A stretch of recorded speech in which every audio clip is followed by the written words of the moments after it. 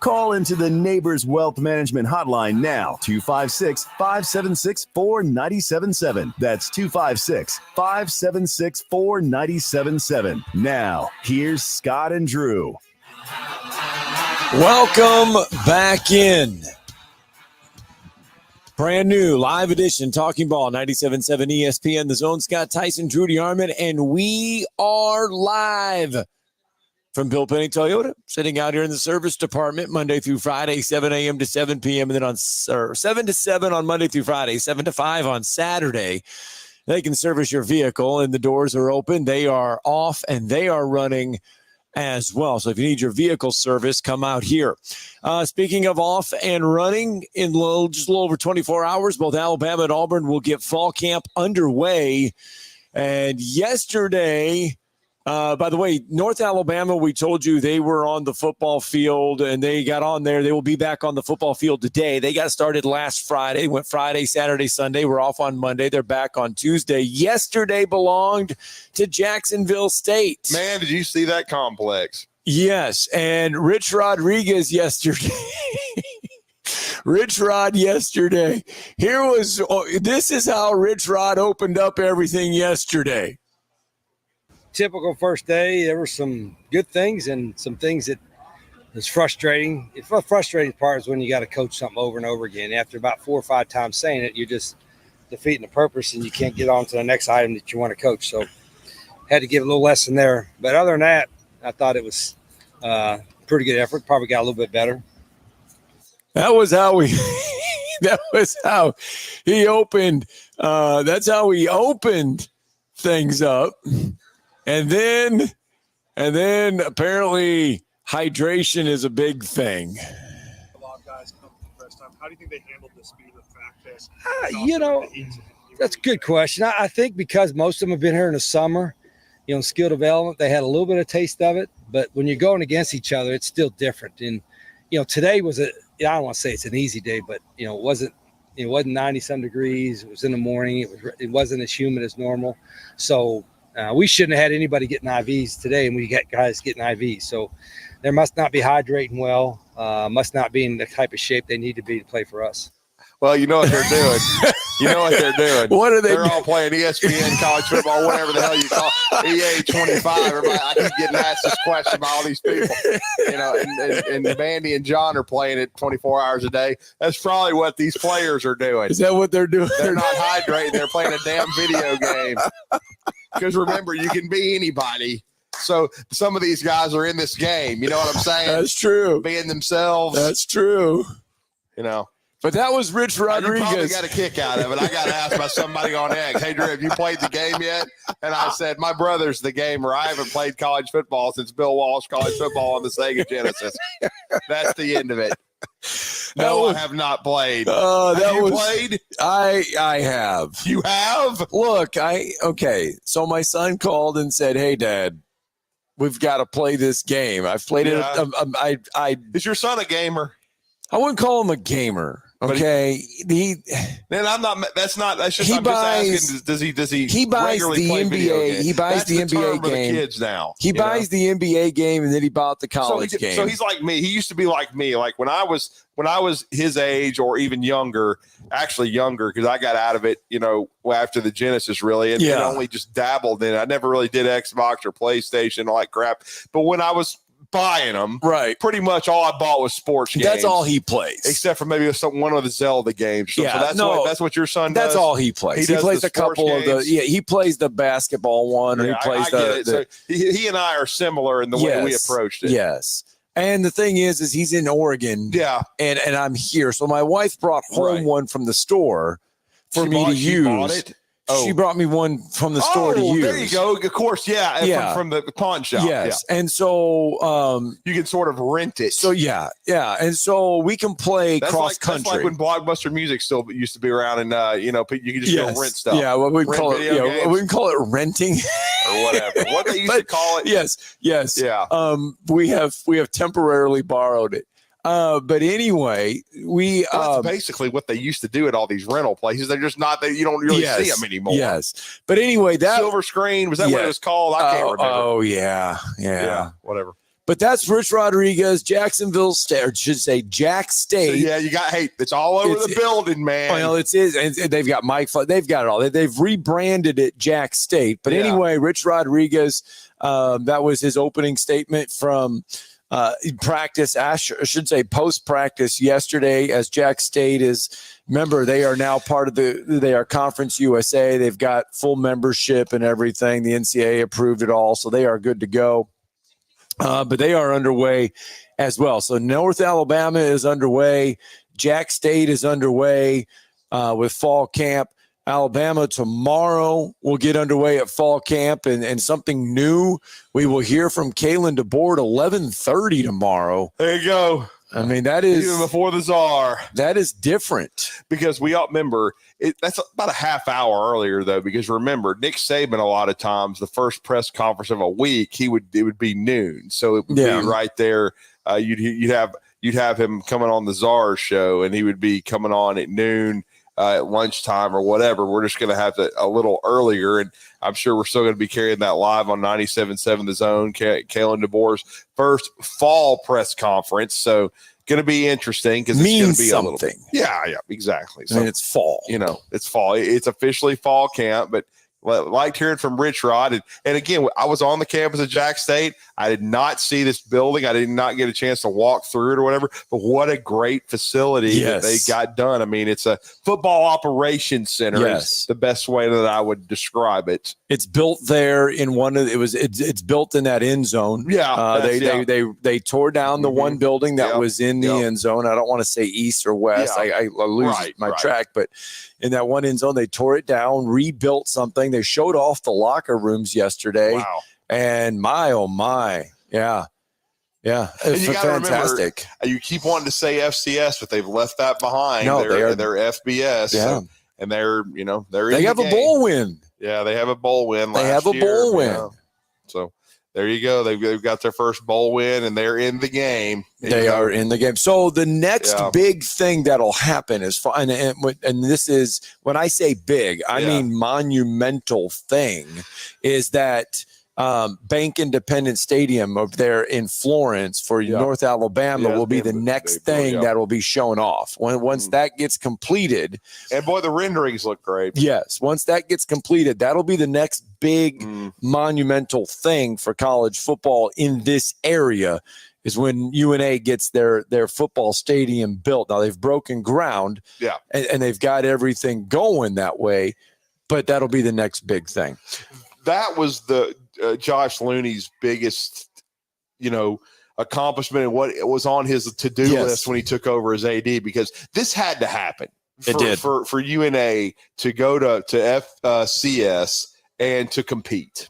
I mean, Jacksonville State, they had to upgrade their stadium continuously, but they already had the Snow Burgess Stadium, or whatever you. And Burgess Snow. Well, it's been renamed. I know they just got a corporate name. We're gonna have to get used to it. What did we say? AmServe or something like that. Yeah. Stadium, I'll get the real name. I was just going by what the field's named. Remember, we've got all kind of controversy. People raising hell about what fields are named.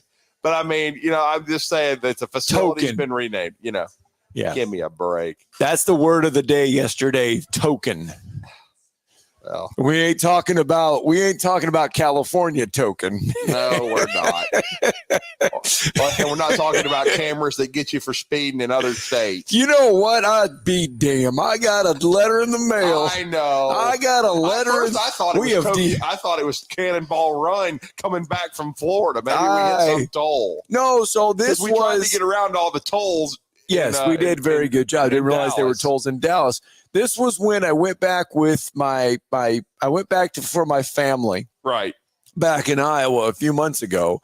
And I look in the mail and there is a letter. Boy, we have really gotten off track, but that's okay. But this happens on this show. It does. I got a letter in the mail from Lee County, Iowa, from the sheriff's office. And I was like, what did I do in Lee County? I haven't been to Lee County in years.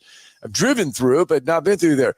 Well, apparently they have cameras along the highway, and I was going 11 miles over the speed limit, and a robot camera sent me a speeding ticket for $75 in the mail and told me that, and it's in all capital letters, that if I pay the fine, that it does not go against my record. It does not go against my insurance. I don't get points, but I have to pay the $75 fine for speeding on a video camera. Well, this is probably statute of limitations, but over 20 years ago or something like that, I was on campus at the University of Alabama and had left as a student.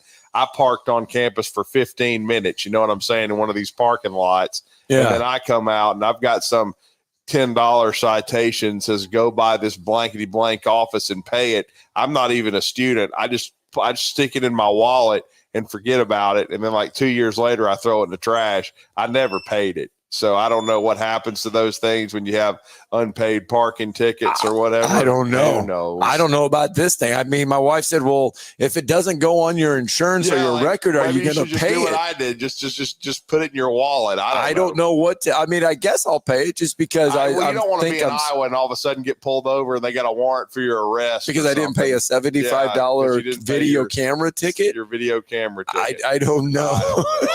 But it has a picture of my car. Right. It has a picture of my back tag. Yeah. And I don't know. You could just blame it on Cannonball Run. Apparently I wasn't going, but see, that's the thing though. How do they even know? I mean, I guess it's because it's my car. So whoever was driving my car could theoretically just blaze through the state and rack up a bunch of speeding tickets and make me have to pay for them. Let's go out to the phone lines. Mark from Spring Hill is with us. Good morning, Mark. Hey, good morning, guys. How y'all doing? Good. How are you? Good. Not going to talk about Bryant Field or anything today. Okay. It's a debate, Mark. You're not the only one. No, look, you're not the only one that has brought that up. You're not the only one. His callers have debated it. Yes. People have their thoughts on it, and I have my thoughts on it, and that's just the way it is. There's going to be a lot of different thoughts on that. There's going to be a lot of people with their opinions on things. And like Ryan said, and we were in total agreement, it's not over from the standpoint of they're going to name other things after Nick Saban, like a street. I will be shocked beyond belief if there's not a road or a street named after Nick Saban and even his wife. So, that there's still going to be things done. This isn't the last one. It's just makes sense to do this now because he retired and he's gone into television. And I'll firmly believe, I don't think he's coming out of retirement. Like Bill Belichick, he ain't through coaching. I actually think that Saban is, but hopefully he's going to fix college football. And it kind of dovetails onto something that we led the show off yesterday, and Jeff from the Borough raised hell. And that was about what Mark Stoops said on the record about what's going on with NIL and him having to raise money himself and getting no help. Hopefully Nick Saban, that's going to be his biggest impact in his post-coaching career, is to help kind of try to fix the things around the actual game of football. But what's on your mind today, Mark? Well, first let me just say that Drew was right yesterday. That one thing I missed was Alabama. I remember when Coach Price messed up, and I forget which president it was, came out there and you got Brody Kroll crying and all this stuff, and he said, "No coach is greater than the university," and that standard really was set. Maybe President Witt, maybe was it. But the president is important. So Denny, the president back in the day, is important. Sets the standard of excellence, sets the standard of future.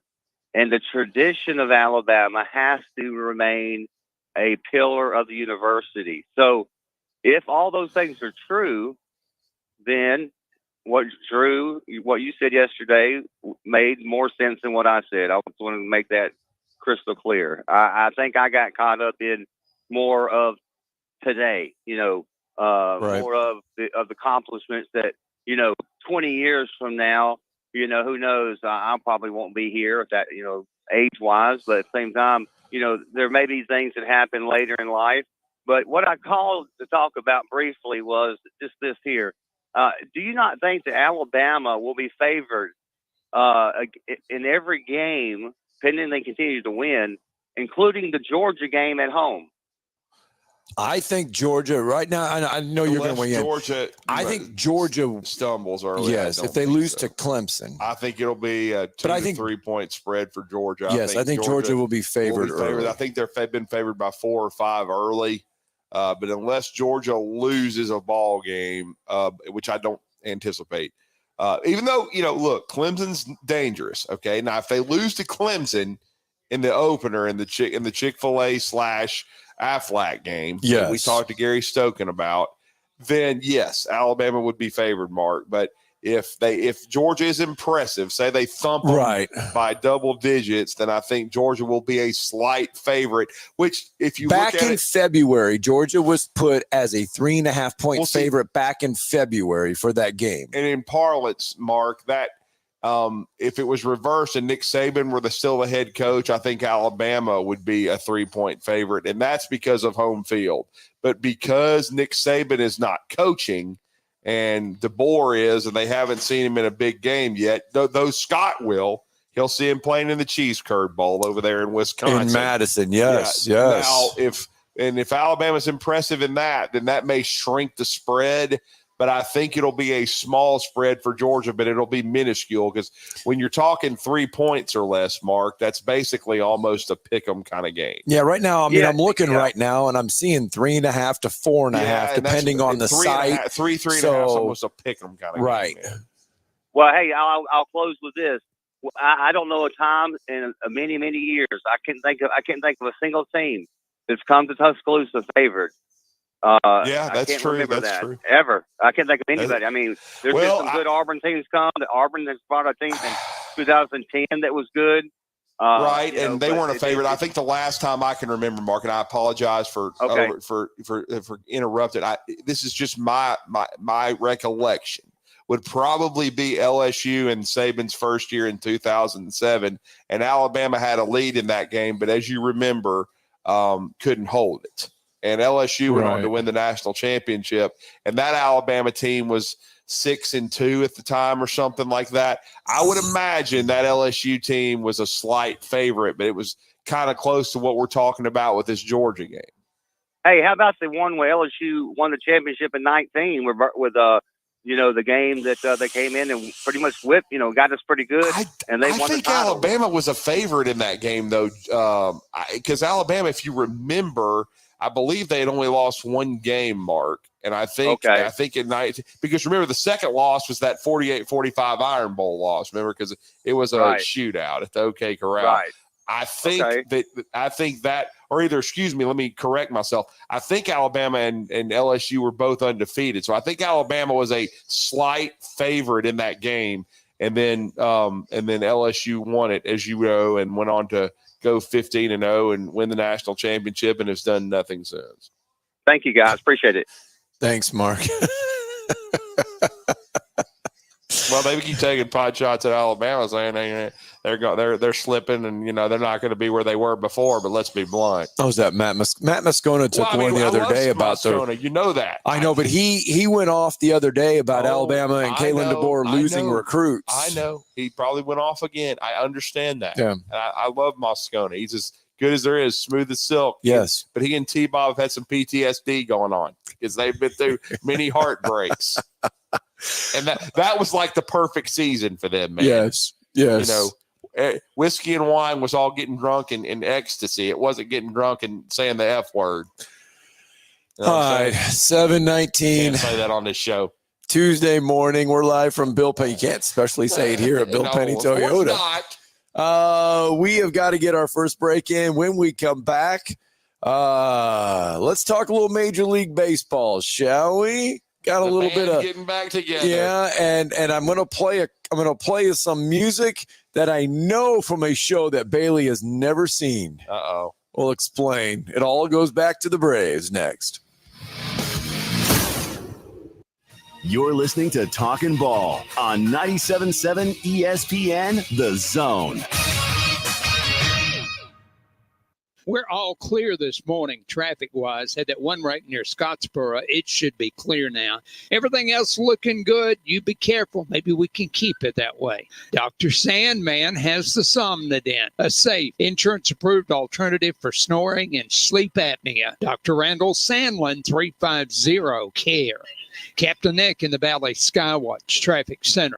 By now, you know about Eagle Masonry and Insulation, and maybe you know that Eagle also does landscaping and dirt work. But how about after paint work? Shower doors, shelving, and mirrors, all taken care of by Eagle, the same Eagle that takes care of all your masonry, insulation, and landscaping needs. Eagle brings the same level of expertise to all these disciplines, and they're ready to provide you with a free quote. The website is the same, insulatewitheagle.com, as is the phone number, 256-755-1556. Give them a call and see what Eagle can do for you. Eagle saves you time. Eagle saves you money. Ann Adams with Berkshire Hathaway Rise Real Estate is the one name to know if you're buying or selling real estate. With years of local experience, Ann Adams offers buyers in-depth knowledge of the local housing market and will narrow available properties down to those you'll be interested in so you can save time when shopping for your new home. If you're ready to sell, Ann offers a seamless process using accurate pricing and expert negotiation skills to make sure you get a fair price for your home. Call Ann Adams today at 256-337-2625 or log on bhhsriserealestate.com. Hi, my name is Dan Aldridge. I'm here to let you know about the Aldridge Law Firm and the soon-to-be-announced Legal Town Center. I've been practicing law in Alabama since 1984, and I also practice in Tennessee. And I'm from North Alabama, and I'm here to represent you and take care of your legal needs. For many of us, hiring an attorney is not high on the priority list and maybe a little scary. But it's something that we all need at some point. So by all means, do your homework. And if you need representation for car accident, wrongful death, medical malpractice, nursing home abuse, or estate planning, or any other matter, just give us a call at 256-534-3188. And you can email me at Dan, that is Dan at danaldridgelaw.com. Dan at danaldridgelaw.com. God bless America. No representation is made that the quality of legal services to be performed is greater than the quality of legal services performed by other lawyers.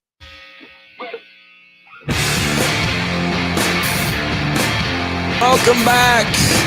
Talking Ball, 97.7 ESPN, The Zone, and we need to talk a little Atlanta Braves baseball. Solar power. Here you go. Here we go, though. This is fitting for the Braves last night. Oh, here we go. Your dreams were your ticket out. Well, we already talked about this song. Of course, he's never seen this. He was an embryo. Well, the names have all changed since you hung around, but those dreams have remained and they've turned around. Who'd have thought they'd reach up? Who'd have thought they'd reach up? Yeah, where we need you. Yeah, where we need you. Tease him a lot, 'cause we got him on the spot. Welcome back. Welcome back. Welcome back. Welcome back. That is for the Atlanta Braves. See, now that's welcome back Cotter right there. Exactly. Oh, my Mr. gosh. Cotter. Yes, that got the first show John Travolta ever made his name. Yep, that got John Travolta on the map. That's what I was talking about. Up your nose with a rubber hose. Anyway, that is into reference for the Atlanta Braves making some. Oh, that show is so good, though. That show is so good. Bailey, I can't laugh like Horseshack. I know. Bailey, you need to somehow Google Welcome Back Cotter and watch some episodes of Welcome Back Cotter. Yeah, exactly. To let you know that I've actually watched a lot of Welcome Back Cotter. I think, what do you, man, do you watch like Nick at Night and stuff? Is that what you do? Wow. A little to watch bit, a lot of these me and my shows? family had DVD box sets of Welcome Back Cotter and Go Against Oh, Island there Out you when I go. was a kid. Well, see, now that had is to be, awesome. so your parents That is must have good. been big fans of Welcome Back Cotter then, right? God. Yep. Okay, That's there you awesome. go. Well, anyway, the reason why we bring that up is because the Atlanta Braves dipping back into the 2021 World Series championship Very team. interesting trade. Yeah, as they do pick up Jorge Soler. Yeah, Soler Power. He was the MVP of the World Series. Remember, of the home runs on the railroad tracks, and he's after that season, he was picked up in a trade. Braves. and then Soler was, and he had been someone of high interest to them, and then they traded for him. He was hugely successful, but he was a free agent. He left to go to the Miami Marlins and is matriculated to the San Francisco Giants. After a very slow start the first 2 months, as you'll read with on Bill Shank's Twitter account, and hope to get Bill on the show hopefully tomorrow to talk about all these moves, because the Braves may not be done. See, that the trade deadline is this evening. And they could still use some pitching and maybe even another bat, potentially an infielder. But they got Soler back and they got Luke Jackson. Yep. And they basically traded Luke Jackson for Tyler Matzik and a minor leaguer and Soler. So they didn't give up a ton, but they did give up Matzik. But he really hasn't pitched since early in the season in May because, he got injured again. So Matzik who was just huge, be gargantuan in their run to win the World Series out of the bullpen in the postseason. But Matzik has, since that time, he'd had Tommy John. He'd been hurt. He got hurt early in this season. Well, he's part of that trade. And again, we'll see how much he pitches for San Francisco down the stretch. But the Braves adding a veteran bat with a lot of pop, and they needed another outfielder because, again, they're banged up in that outfield. They don't know when Michael Harris will be back. They certainly know that they're not going to have Ronald Acuna for the rest of the year. Right. And right now, Jason Kelenic has been horrendous in July. After having a really solid year up to this point, he has not been good in July. Soler is going to have to get used to the lights again. Yeah. He has not played the outfield all season. Well, he has been strictly a DH. He's been strictly a DH for the Giants all season. Right. He played in 31 games last year for the Marlins in right field. Right. But so he's going to have to get outfield used for the Braves. Yes, he's going to have to get used to the outfield again. It's going to take a minute. It's like riding a bike. 240, 12 home runs in 93 games for the Giants. Jackson has spent 5 seasons with the Braves through 2021. He had his finest year in 21 with a 1.9 ERA. And he did a really nice job in the World Series. So the Braves make an interesting move. And I'll just read you what Bill's wishes are for the rest of today. He just put this up 2 hours ago. He just said, trade for Brandon Lowe of Tampa Bay. He could play second base. And that's what I was talking about, maybe getting an infielder. And the Tampa Bay Rays are just selling off like a fire sale. They're just unloading. Trade for Brandon Lowe. He could play second base until Ozzie Albies returns, and then some in the outfield. Trade for a starting pitcher. He said Flaherty or Talkin. Get another reliever. Wow, that's a little bit surprising. Chad Green, Tanner Scott, Andrew Chafin, or Pete Fairbanks. And be greedy, because remember, they made 3 or 4 trades in 2021. Remember, Scott, they had the injuries, and they totally remade the outfield with all their trades. Right. And it all worked. And then, like he said, pull off a surprise. Maybe Anthopoulos pulls off a surprise for a big-time starting pitcher. We'll see. But starting pitching is about the hardest thing to find, Scott. It is. And why is everybody scrambling right now? Well, because the trade deadline is 5 p.m. today. That is the Major League Baseball trade deadline. So the Atlanta Braves are on the clock, just like pretty much everybody else. Are they going to be contenders, or are they going to be sellers, buyers or sellers come 5 o'clock? We know Atlanta will be a buyer because they've already gone out and got a couple guys. Well, another good one from Bill Shanks of the Bill Shanks Show. You were just talking about Soler. Yes. He's like, why did the Braves need Jorge Soler? Why might they need another outfielder before 6 p.m. tonight? Like much how they just completely redid their outfield in 2021. This is pretty sobering here. He said, since the injuries from early in the year, every outfielder this season for the Braves has combined to hit, Scott, think about this, 225 with 36 home runs and 107 combined RBIs. Last year, they hit 294 at the same point. And in July, they're hitting 176 as a group. So they're just not hitting. Well, Dane Perry from CBS Sports says the Braves may, if the White Sox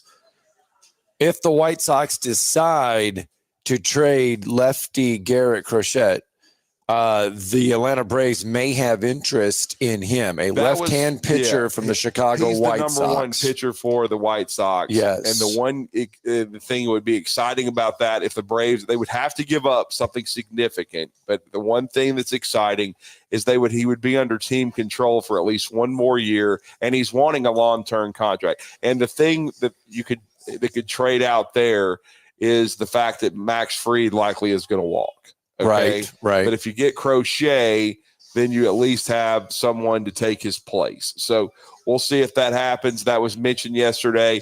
Crochet, because we all know how bad the White Sox are, Scott. We made fun of them. Oh, my gosh.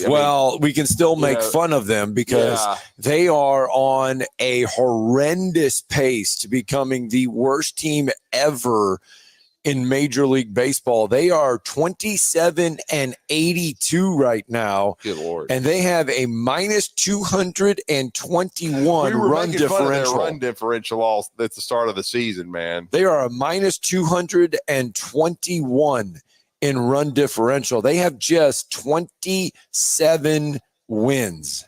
And then I love Bill Shanks, the tidbits he comes up with. He goes, so here's the pattern. Adam Duvall, Eddie Rosario, who, they signed Duvall before the season, basically. Eddie Rosario, who they recently got back after he was released from Washington. And now Jorge Soler are all back. All of them that was the guys that they basically, the only one that they haven't gotten back yet is Jocktober. Jock Peterson. I think he is with the Arizona Diamondbacks. There was a joke that they might try to go get Jock Peterson back. Right. Because he had some big time at bats, and Bill's talking about how they got 3 of these guys back already. And he said, and remember, Freddie Freeman will be back to DH in 2028 after his sentence with the Dodgers is over. So his sentence with the Dodgers. Yeah. And, hopefully never winning a championship. All right. It's 7:30. Love you, Freddie, but I hate the Dodgers. Yeah, I do too. Yeah. Well, you know what? I feel the same way. I mean, look, after the Cubs won the World Series, they unloaded pretty much everybody. Yeah, they blew up the whole. That was surprising. They blew to up me. the whole really thing. Chris Bryant, Anthony Rizzo, I thought that Javi team Baez would try to at least win another one. I thought they would have a chance to win another one. Yeah. I was really surprised after 2016 that the whole thing exploded the way it did within a couple of years, and that whole team was gone. Yeah. I really was, because it was mostly a homegrown team, but still, it pretty much. There was a couple moves that they made, but a lot of it was homegrown. Because the Cubs are win or lose, they get fan support. They're very popular. I thought once they built that core that they would hold it together for 3 or 4 or 5 years. I was surprised that it was almost Marlins-esque. Not quite that, but it was close. Yeah, it wasn't. It was close to.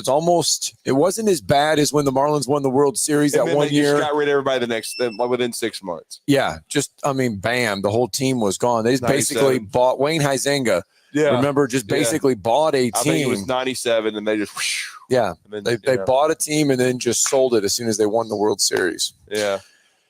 All right, let's get a break in. 7:33. When we come back, college football conversation continues. Plus, the NFL has some news as well. Boy, why can't people just leave things alone? We'll explain.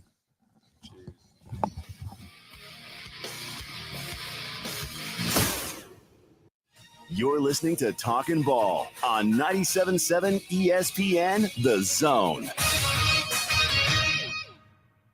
From the Fox 54 Weather Center, I'm meteorologist Emily Owen. A heat advisory will go into effect at noon today, lasting through 7 o'clock this evening. We're expected to see heat index values in the 100s this afternoon. You can expect to see mostly sunshine, high temperatures topping out in the low 90s. A few isolated showers and thunderstorms going to be possible mainly before lunchtime. I'm Fox 54 meteorologist Emily Owen on your home for ESPN Radio 97.7 ESPN, The Zone.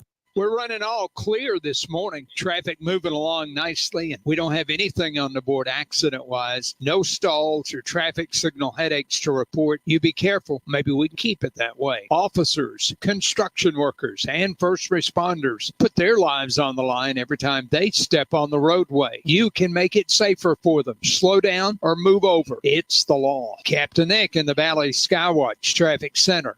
Tom Luganville here for my friends at Woody Anderson Ford. Bobby White and his team take great pride in their service department, and you can see it the moment you walk into those beautiful new service lanes. And just like a championship team, they all work together to make sure your experience is second to none, whether you drive a Ford or not. Also, check out the gold certified pre-owned inventory at Woody Anderson Ford for great deals every day. Stop by and see them at Jordan and Sparkman or at Woody Anderson of Madison on Hughes Road, or visit WoodyAndersonFord.com. Are you feeling tired? Are you feeling sluggish? Gentlemen, Game Day Men's Health. Game Day Men's Health is here to help you. Braden is here. Braden, you've got the answers. Thanks, Scott. Whether it's low T, erectile dysfunction, weight loss, or a number of other things, we have a solution for them. It's Game Day Men's Health. Give them a call today at 256-850-1570. You can find them online. GameDayMen'sHealth.com. Hey, what man wouldn't like to have tests done in a man cave? That's right. Come in for your free test and consultation, walk into a world-class staff, a comfortable, relaxed environment, and we got your results in about 20 minutes with appointments less than an hour. And the big game is always on the TV. It's Game Day Men's Health. Give them a call.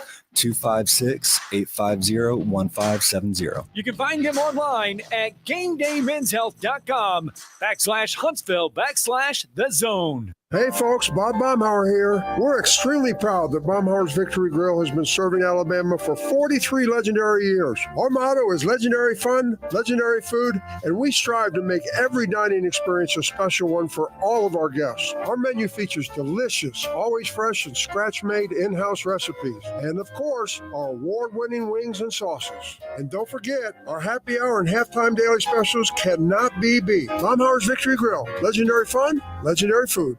Not looking or feeling your best? No energy for the things you like to do? Ready to look and feel younger? Make your appointment at Advanced Life Clinic, one of the region's foremost destinations for patients interested in looking and feeling their best. Specializing in advanced laser treatments and weight loss, male and female rejuvenation to offset the effects of aging, and more. See how Advanced Life Clinic can help you enjoy your life again. Call 256-882-6555 or log on advancedlifeclinic.com.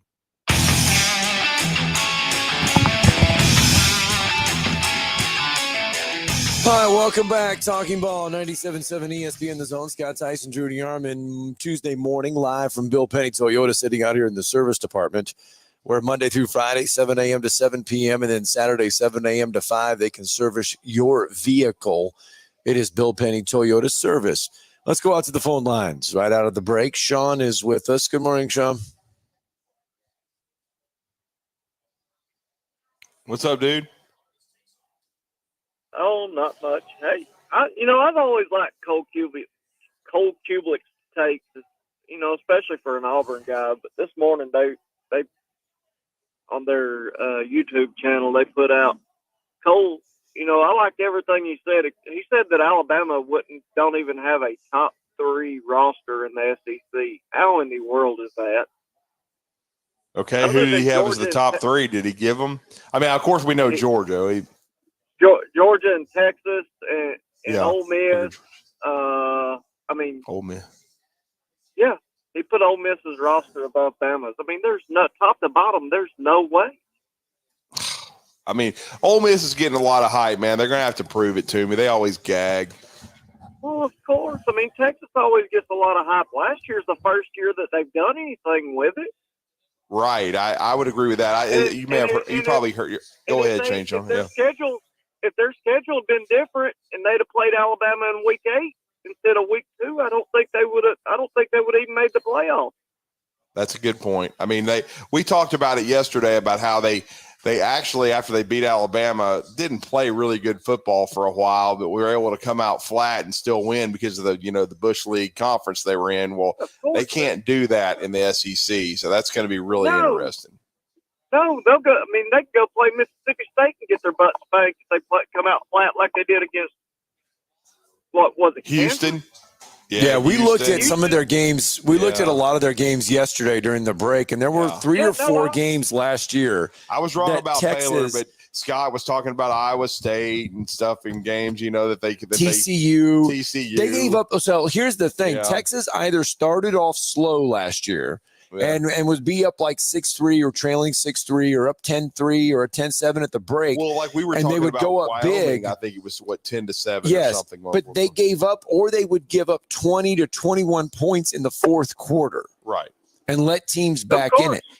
You can't do that in the SEC. You can't start off slow. If Georgia comes in there to DK Royal Stadium, whatever it is, and comes out there and Texas starts slow, Kirby will put it on them. And Texas won't be able to score 20 in the fourth to try to come back. Now, for what Colt said, go ahead, Shane Sean. I'll go ahead. You finish up. No. All I was going to say is I think I would say that, Cole would probably tell you that Alabama has close to a top 3 roster, but where people may be discounting it is they don't have an established right tackle. But the biggest thing is the secondary. While they have 5-star young guys, they haven't played yet. Now, it goes back to one of your points. If these dudes develop quick, you talked about, the difference between Alabama in week 2 and week 8. By the time Alabama hits the second half of the schedule, they could be, hard to deal with. So we'll see. It just depends on how quickly some of these young cats, especially in the secondary, assert themselves. Yeah, but I mean, my thing is we're not talking about, anything except for, he said, roster. I mean, as far as roster, Alabama has Ole Miss beat by, I mean, they got a few studs in certain positions, but top to bottom, they don't have Alabama's roster. They don't have Alabama's running backs. Alabama's got 3 running backs that would start at Ole Miss, and I don't care about Ulysses, whatever his name is. They lost Judkins. I mean, now if you're talking about in the country, of course, Ulysses Ohio Banks. State probably has the best roster out of anybody. But I mean, he just said in the SEC, and that kind of blew my mind that he thinks that that Ole Miss has a better roster top to bottom than Alabama. You bring up Quinshon Judkins. I thought it was funny in Dallas, the different perception surrounding Quinshon Judkins' departure from Ole Miss. Yeah. One side would tell you, and they did, one side would tell us in Dallas that, you know what, he's a great kid, all this other stuff. It was bad that he left. And then another side would tell you, well, he needed to go. He was trouble in the locker room. It's an there's somewhere there is a story with Quinshon Judkins that we don't know about because one side is telling us good and one side is telling us bad. I know which one I'm thinking about. But, I've not heard anything about good, but I mean, I've heard he was trouble. But I mean, most people don't report good stuff. They just report when you do something bad. So. That is true. And look, I'm sorry, a guy that rushed for nearly 3,000 yards in 2 years and would have set all kind of Ole Miss records. It's kind of funny to me that all of a sudden they're the portal kings, but they don't bring back Quinshon Judkins. Something stinks. Yeah, exactly. Okay. Well, money. I think money did that one. So yeah, no matter what. Right. All right, Sean. Thanks. See y'all. Y'all have a good week. Thanks for the phone call. Man. A little bit surprised he didn't talk about the Braves, but again, that's not done yet. We just we gave the overview of what they did late last night. We will see what happens the rest of today. 5 o'clock today is the deadline. Yep. All right, let's get in Jeff from the Borough real fast. Good morning, Jeff. Good morning, Jeff. How's it going, guys? I just want to say, Scott, you talking about those tickets in our town. They put on all the main streets. They're called red light cameras. Yeah. So they put them if you like sped or if you ran a light, they would take a picture of your license plate and they send you a ticket. That's how they do it because one of my relatives got in my car one day, was going somewhere and I ran a light and they in the mail it came. I was like, what? I didn't get those people. It was one of my relatives done it. Drove my car. I had to pay $100 for the darn ticket. So you did have to pay So for it? you had to pay for Yeah, it. it was just my way because my car's in my name. I guess, Right. Well, did your relative pay you back? No. My thing is, I just thought it was funny that on the letter in all caps, and in all caps, it says that, once you pay the fine, once you pay it, it does not go on your record. It does not go on your insurance. It does not go against points. It doesn't do anything. That's what So they it's do. like, That's what they do. I mean, Because what they do here is they say if you don't pay it, you have to go to court and do all this, or it'll be on your record and points. And if you don't pay, so if you don't pay it, it goes on your record. You have to go. Yeah, it's on your points. If and if you get so many points, or you have to go to court. You have to go to court if you don't pay it, or if you don't pay, go to court, or whatever. If you don't pay they'll put you. They give you a court date, or it's on there or something. You had to go to court or something and answer the charges or whatever. So people, that's what 98% people, they just go ahead and pay it anyway. They don't want to fool with the court stuff. They just pay the $100 or whatever the fine is. They just pay it. But they don't have them now. They did years and years ago. Not now. They don't have them out now, but they did years ago to catch all these people that are running lights and speeding, and they're running the red lights and trying to, when yellow, trying to hurry up and speed through, and all this other business, trying to, accidents and all this other. That's why they put them in. And then, like I said, they would send you, they would know who you were, and they could send you the ticket right in the mail. It'd be in your mailbox, like just anything else, They send it to you. But no, as far as the Saban thing, I'd want a field named, a stadium named after me. Don't name a field. Don't Coach K Court, the Summit. Name an arena after somebody. I could call, if Tennessee fans can call Kentucky, and call Rupp Arena, Corrupt Arena, then I can call their little arena TBA, Thompson Bowling. I can call it Fat Cat Arena. Let's do Fat Cats paid for it. It ain't got nothing to do with no coach. They didn't name it after no coach. That ain't the court over there, the Summit. I be dag the Summit. Boy, that's big time. I would never name no court after a coach or anything. Right. Put it on the arena. Don't put it on the field. That to me, that's disrespectful. That's what Feinbaum said. It's disrespectful to Saban, naming the field after him. It's so disrespectful. They say he's the greatest of all time. You gonna name a field after? Name the locker room after him. Then put Nick Saban locker room up there. Put the video room after. You gonna do that too? He's supposed to be the greatest of all time. The wonderful. There'll be somebody come along later.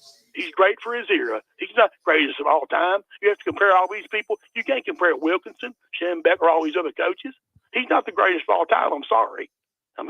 Period. I don't care how many. If he coached for Kentucky, he certainly would be. No, he wouldn't be the greatest. Yes, he would. Yes, he would, Jeff. If he coached for Kentucky, just like when you love the volleyball national championship that you rode for a year and a half. SEC in a row. Oh, Lord. They've won 7 SEC titles in a row. 7 straight. They're going for 8 this year.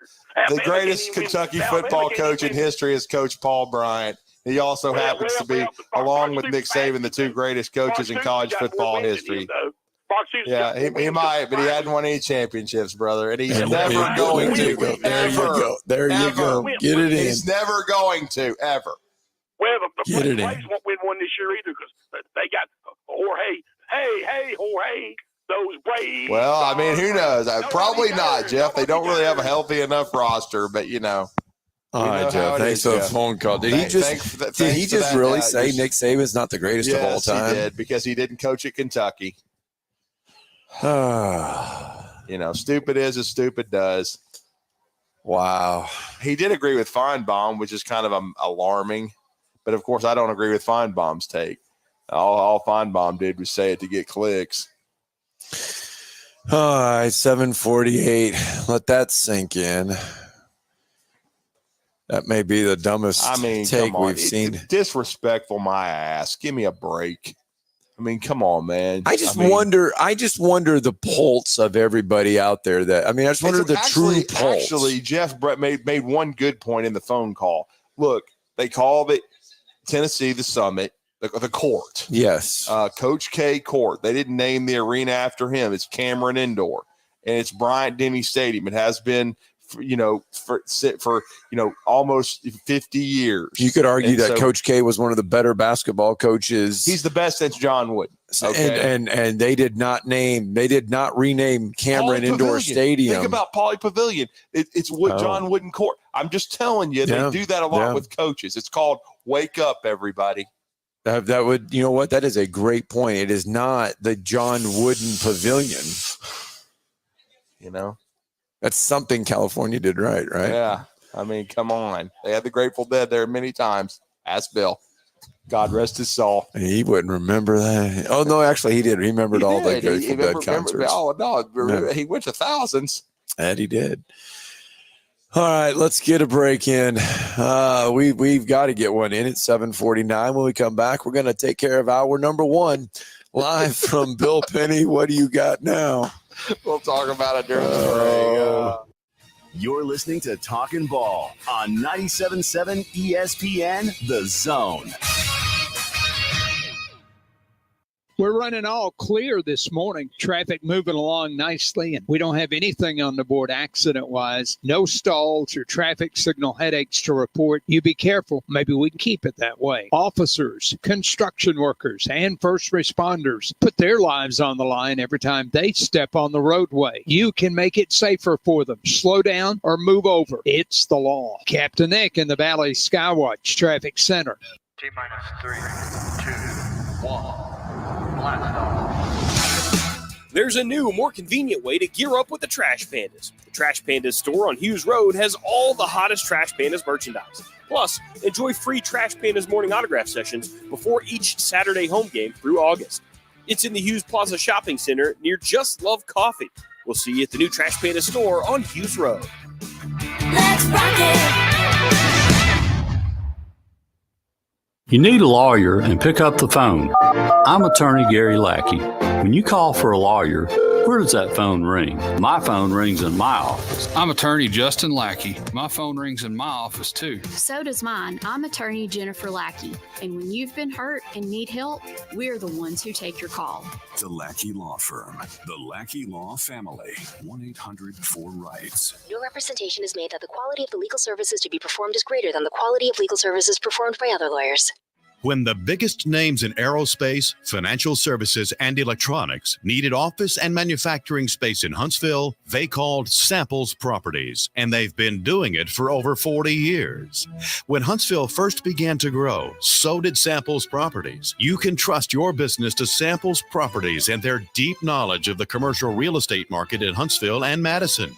When you're in the market for commercial real estate and you need a partner who knows how to make your plans come together, Samples Properties can guide you through all the legal, financial, and regulatory hurdles. And if you just need office space to start or grow your business, Samples Properties is the call you need to make. Go to samplesproperties.com to see the impressive list of clients that have profited from the knowledge and integrity of Samples Properties. For commercial real estate development and consultation, trust your business to Samples Properties, with offices on Madison Street in downtown Huntsville. Samplesproperties.com. Hi, this is Wes Neighbors. I'm here with Sam Fleming with Fleming Roofing and Restoration. Sam, tell the folks about Fleming Roofing and Restoration. Hey, Wes. Our company, Fleming Roofing and Restoration, specializes in commercial and residential roofing and repairs. I'm a fifth-generation Huntsvillian, and our family's been doing construction business in Huntsville area since 1965. Sam, what kind of roofs does Fleming Roofing and Restoration do? Our guys are skilled enough. We can come out and address any kind of leaks or issues you might have on your commercial, on your metal roofing, on your shingles. We can do anything, and we can offer you a solution to repair it, or we can replace it. You guys also do insurance restoration. Our staff has 10 plus years of experience as insurance adjusters, and we really do know the inside and out of the claims process at Fleming Roofing and Restoration. Check out Fleming Roofing and Restoration online at FlemingHSV.com, or you can call or text them at 256-651-9440. Hey, Wes, we show up.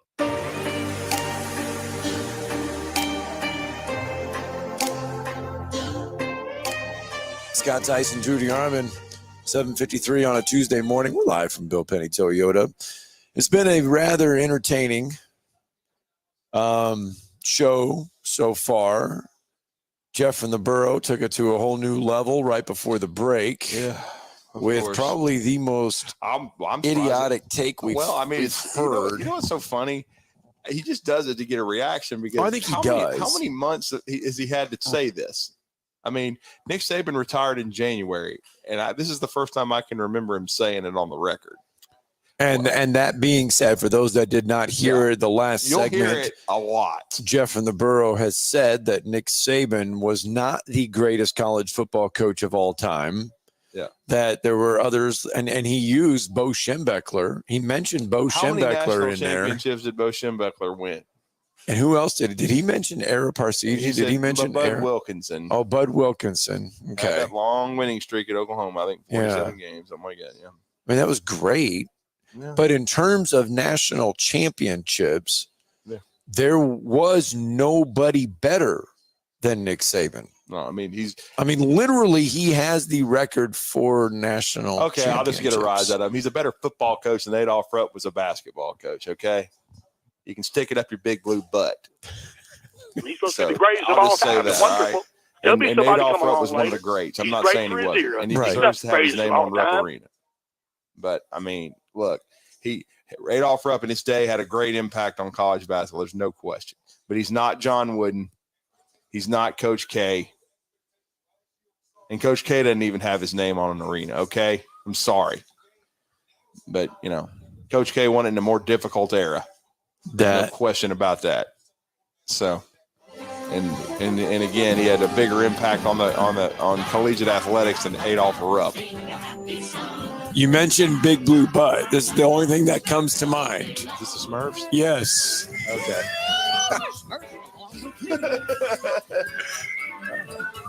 I haven't heard He's supposed to be the greatest of all time. Wonderful. There'll be somebody come along later. He's great for his era. He's not the greatest of all time. He's the greatest for his era. He's not the greatest of all time. Mm-hmm. Got you. Well, I mean, I would just ask him who's better, and I mean, Coach Bryant won 6 himself, Okay. Didn't win 7, but he won 6, and he had. So if he's to be honest with you, it's really the only people in the conversation to me are Nick Saban, Coach Bryant, maybe Newt Rockne, right? I mean, Bobby Dodd. There's not a lot of people, and again, they were from eras that were way different. But I'm just saying, or a Bud Wilkins. There's not a lot of people that you can compare it to. I mean, Tom Osborne. No. Woody Hayes. No. Bud Wilkinson. I mean, maybe Bud. Bobby Bow. I'm throwing names. I'm just going to throw names out there. Bobby Bowden. No. Look, Tom Osborne had a great run. I'm not belittling what he did. Right. Okay. And he won a couple of titles down there near the end of his career. But no, I would say Osborne probably over Spurrier, but Spurrier still was game changing because of the way he coached. Lavelle Edwards. But no. Man, I'm just throwing names out there. I mean, I'm throwing names, guys that have won. I mean, Pete Carroll, no. Yes. I mean, yeah. Let's see here. Newt Rockne, Tom Osborne, Eddie Robinson, Bud Wilkinson. You could say Eddie Robinson, but I mean, it was on a different level of football. But Eddie Robinson was game changing. I mean, what he did and Pop Warner, the players that he coached. John McKay. John McKay is another you could think about, but I still don't think it measures up. John McKay had a great run at SC, but I still don't think it overall. John Robinson either. Yeah, all right. Great run at SC. Let's go. We're going to get this hour break in. When we come back, we'll actually talk with someone that has sense, and that's Jason Caldwell. Yeah, he was at Antoine Fagan's announcement. Another big commitment for Auburn, and Auburn is on a recruiting hot streak. Yes, right now. They are. What did Fagan's? I think he showed up in a Lamborghini or a Ferrari yesterday. Yeah, it was something. Jason was there. We can get some details from him as he was at Thompson High. Maybe he got to park the car. Oh, I don't know. We'll find out. He was in the front row. We'll find out coming up next.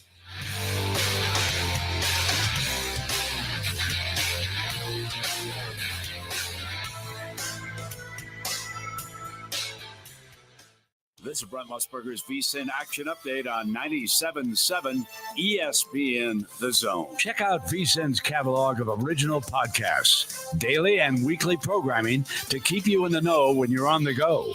Only at VSIN.com. Now, here are the latest lines from my guys in the desert. The Brewers pounded the Braves 8-3 in Milwaukee on Monday. Willie Adames ripped a 3-run shot in the sixth. Marcell Ozuna hit his 31st homer of the season. In a losing effort for Atlanta, Sean Murphy also went deep for the Braves. The series continues today. Neither team has named a starter as of yet. With the trade deadline looming, the Braves have landed 2021 World Series MVP Jorge Soler from the Giants. Also returning to Atlanta in the trade is right-handed reliever Luke Jackson, another member of that 2021 championship team. In exchange, the Giants get left-hander Tyler Matzek and infield prospect Sabin Sabalos. Atlanta currently plus 650 to win the NL pennant. Get the latest lines and more at vsin.com. WZZN, Union Grove, Huntsville, Alabama. 97.7 ESPN The Zone. SportsMed is the official team physicians of the Rocket City Trash Pandas. And if the pros trust SportsMed, you can too. SportsMed provides every service you might need for complete orthopedic care, specializing in orthopedic surgery, sports medicine, joint replacement, spine surgery, neurosurgery, and podiatry. And they offer their own brace shop, in-house full-body MRI, physical therapy, walk-in clinic, and so much more. 4 locations and on the web at sportsmedalabama.com. This hour brought to you by SportsMed Orthopedic and Spine Center. Online at sportsmedalabama.com.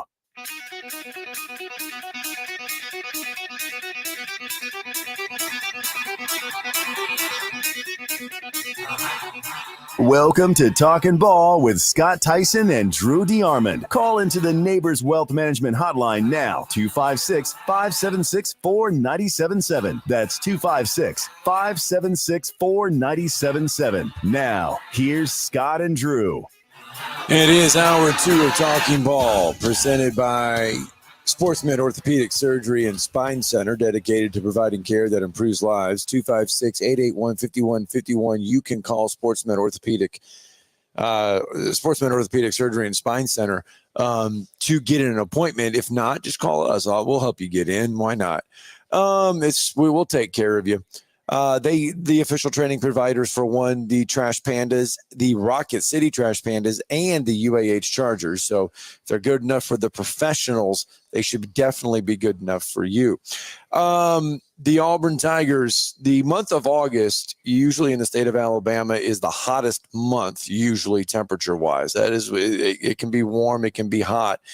The Auburn Tigers have taken that heat level to a whole new index here in the last couple of weeks. Oh, there's no question about it. I mean, Hugh Freeze has done exceptional work since he's in the transfer portal and recruiting the high school and junior college level since he came to Auburn a little less than 2 years ago. But there's no question that he put together a top 10 class in his first full cycle this past year. They finished number 8 in the country, a consensus really in the top 10. And now they're they're on the precipice of the top 5 after this hot streak that really it's probably the biggest I've seen. I mean, we talked about the origins of Big Cat Weekend with Curtis Looper and Trooper Taylor, and certainly that created waves back 16, 17 years ago.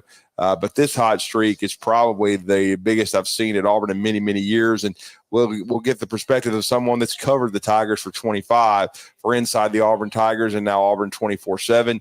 And that's 24/7 Sports Jason Caldwell, who has been kind enough to join us on the Neighbors Wealth Management Hotline and was there for their latest commit, Antoine Fagans, at Thompson High School yesterday. Jason, welcome to the show this morning. You're Drew and Scott in Huntsville. How are you? Hey, guys. I'm doing good. How about y'all? We're doing good, and I know you're on the road, and it's going to be still a busy rest of this week for Auburn in recruiting. But I know you covered Big Cat this past weekend. There was players everywhere. I mean, the thing that I said was it's really amazing the turnaround in around 2 years that Auburn has had in recruiting, and where. I mean, you know Brian Matthews well. I've known him for years. You've known him for years. He told us, he's very honest with us. He said when Hugh Freeze was hired, this was probably the worst roster he'd ever seen at Auburn. And now the turnaround is pretty stunning. And then the recruiting momentum is off the charts right now. Yeah, I think the only comparable roster for me would be the first one I covered, which is 1999. Right. That's the only comparable roster I could see to what Auburn had, and that team probably had better line of scrimmage than this one would have had without the transfer portal. If there's no transfer portal available, I don't see any way that Auburn wins more than 3 games last year. That, to me, that's how bad the roster was going to be, especially on the offensive line. And so they had to go heavy transfer portal for year one. This past season, they went fairly heavy again because you still had some needs because of losses, some of those things, but they have chosen a different path. We'll see if it's the right one, but their path has been we still want to build this thing to the high school ranks. And when Hugh Freeze was hired, the immediate thought was, and I think he did a good job of talking to people who understand Auburn football.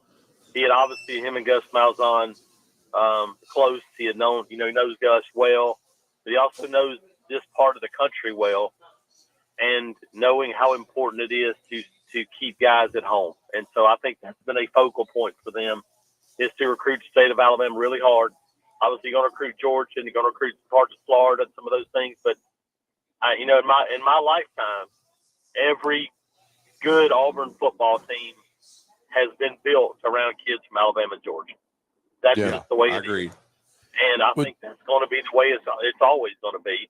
It's not that way for everybody, but I think for Auburn, that's the kids and so that's what they've done, and they've continued that. Big Cat was really, there are some kids from outside, but the majority of those kids are from Alabama and Georgia, and that's the focus. It's much different than it was for those first Big Cat, because back then kids didn't really commit. They started to a little bit, but you weren't having a bunch of commitments around Big Cat Weekies. That was the hey, let's get the foot in the door and work on those guys and hopefully get them to commit. Now kids are making decisions. This thing is getting over with. They want to get it done, even 26 kids. And so now it has become the commitment weekend of almost of the year. And they've made it pay off, and I don't think it's done. I think, there's maybe a couple more to come here the next week. Hugh Freeze and company has made you mentioned recruiting in the state of Alabama, recruiting in the state of Georgia. But it seems lately in the last couple of weeks, Auburn has done just a fantastic job of getting in-state guys, the good in-state guys. Do you remember a time that Auburn has had this much success recruiting big numbers in the state of Alabama? I would say Tuberville in the early 2000s, Jason. With that's when I started thinking about it. That would be the only comparable one for me.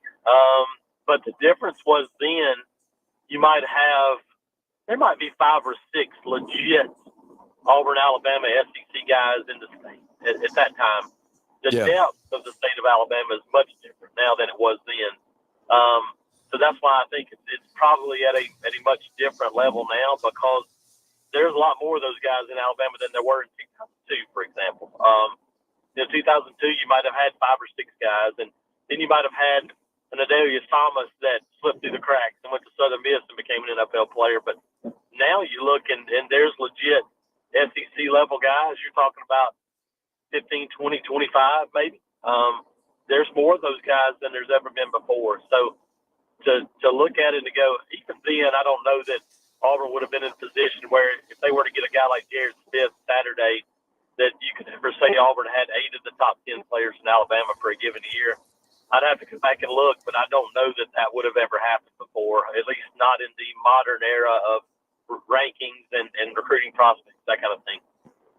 Right, no doubt. And now their class is up to number 5 in the 24/7 sports rankings. And you were there yesterday, Antoine Fagans, a guy that Auburn's made a big move for in the last several months, who was a former USC commitment. His brother played at Alabama for a short time, then went to USC, now with Gus Malzahn at UCF. But this was a big win for Auburn. Yeah, a guy that they've been recruiting for a long time. And I think the addition of Charles Kelly has been a big deal. There you go. This one. Charles Kelly's the guy that played for Pat Dye at Auburn, has been a fixture. I mean, he's an Alabama assistant, was Florida State's defensive coordinator when they beat Auburn and won a national championship. But this is a guy that has Auburn roots, and this is his first time back at Auburn as assistant coach. And I think that's been a big part of Anquan Fagan's commitment. Obviously, you look in him and Eric Winters. I don't remember a time when Auburn has gotten more more in a better group of safeties than this group right here. But the new boy, as he's called, is the guy that is instinctive as anybody I can remember. I think he's got 16 interceptions the last 2 seasons at Thompson, and so part of that is having good players around him. And I think for the first time, Auburn has tapped into that. Obviously, Caleb Harris is already on campus as a true freshman, and will be a guy that I think will have an impact this season. You have him out there now. Jared Smith becomes a guy that I think Auburn is in good shape for. He'll announce on Saturday, and this is a 6'5", 255, 260-pound pass rusher that'll come off the edge for that team. And so you look, and that's part of success too, is tapping into programs and doing some of those things. And but yeah, he's just a football player. I talked to Martin Freeman about him yesterday, and he goes, yeah, instincts, all that stuff. He said, but the best thing about him is how good of a kid he is. And I've got to know him and the family, and I think he's another one of these building blocks for a class that they're doing a good job of putting together. I love the vehicle you pulled up in yesterday. Yeah, I'm sure there's somebody there that they said, hey, can we ride in your car and do that stuff? It was way beyond. I had no idea what it was until somebody told me what it was, but it's pretty nice to arrive in something like that. So what was it?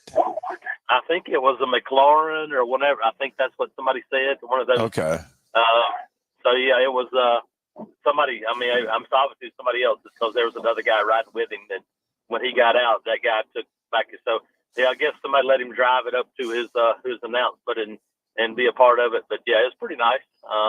Not for me. I don't know that I've ever would. I don't think I would have gotten that. He had as much trouble getting out of it as I've seen. I'm like, he can't get out of it, but I'm never getting out of that thing. Oh, Lord, I could never get out. They'd have to call the ambulance.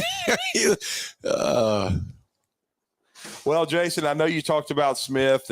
What other news could be down the pike in the coming days? Because Smith is Saturday, and it looks like Auburn's in strong shape. Who is someone else to kind of watch right now? I think the piece that you're looking at is quarterback and what happens, and can you make a move with a Deuce Knight or a KJ Lacey? And because we know how recruiting works. Recruiting is a momentum thing. There's no question about it. And the best recruiters, hey, coaches do a great job. Coaches get a recruiting class started. The other commitments are what get a recruiting class to the next level, because those guys talk to each other and they say, hey, look, we got it rolling. Come join us. So I think now, what impact could that have? An Antonio Coleman that plays with KJ Lacey and all those guys have been together for years.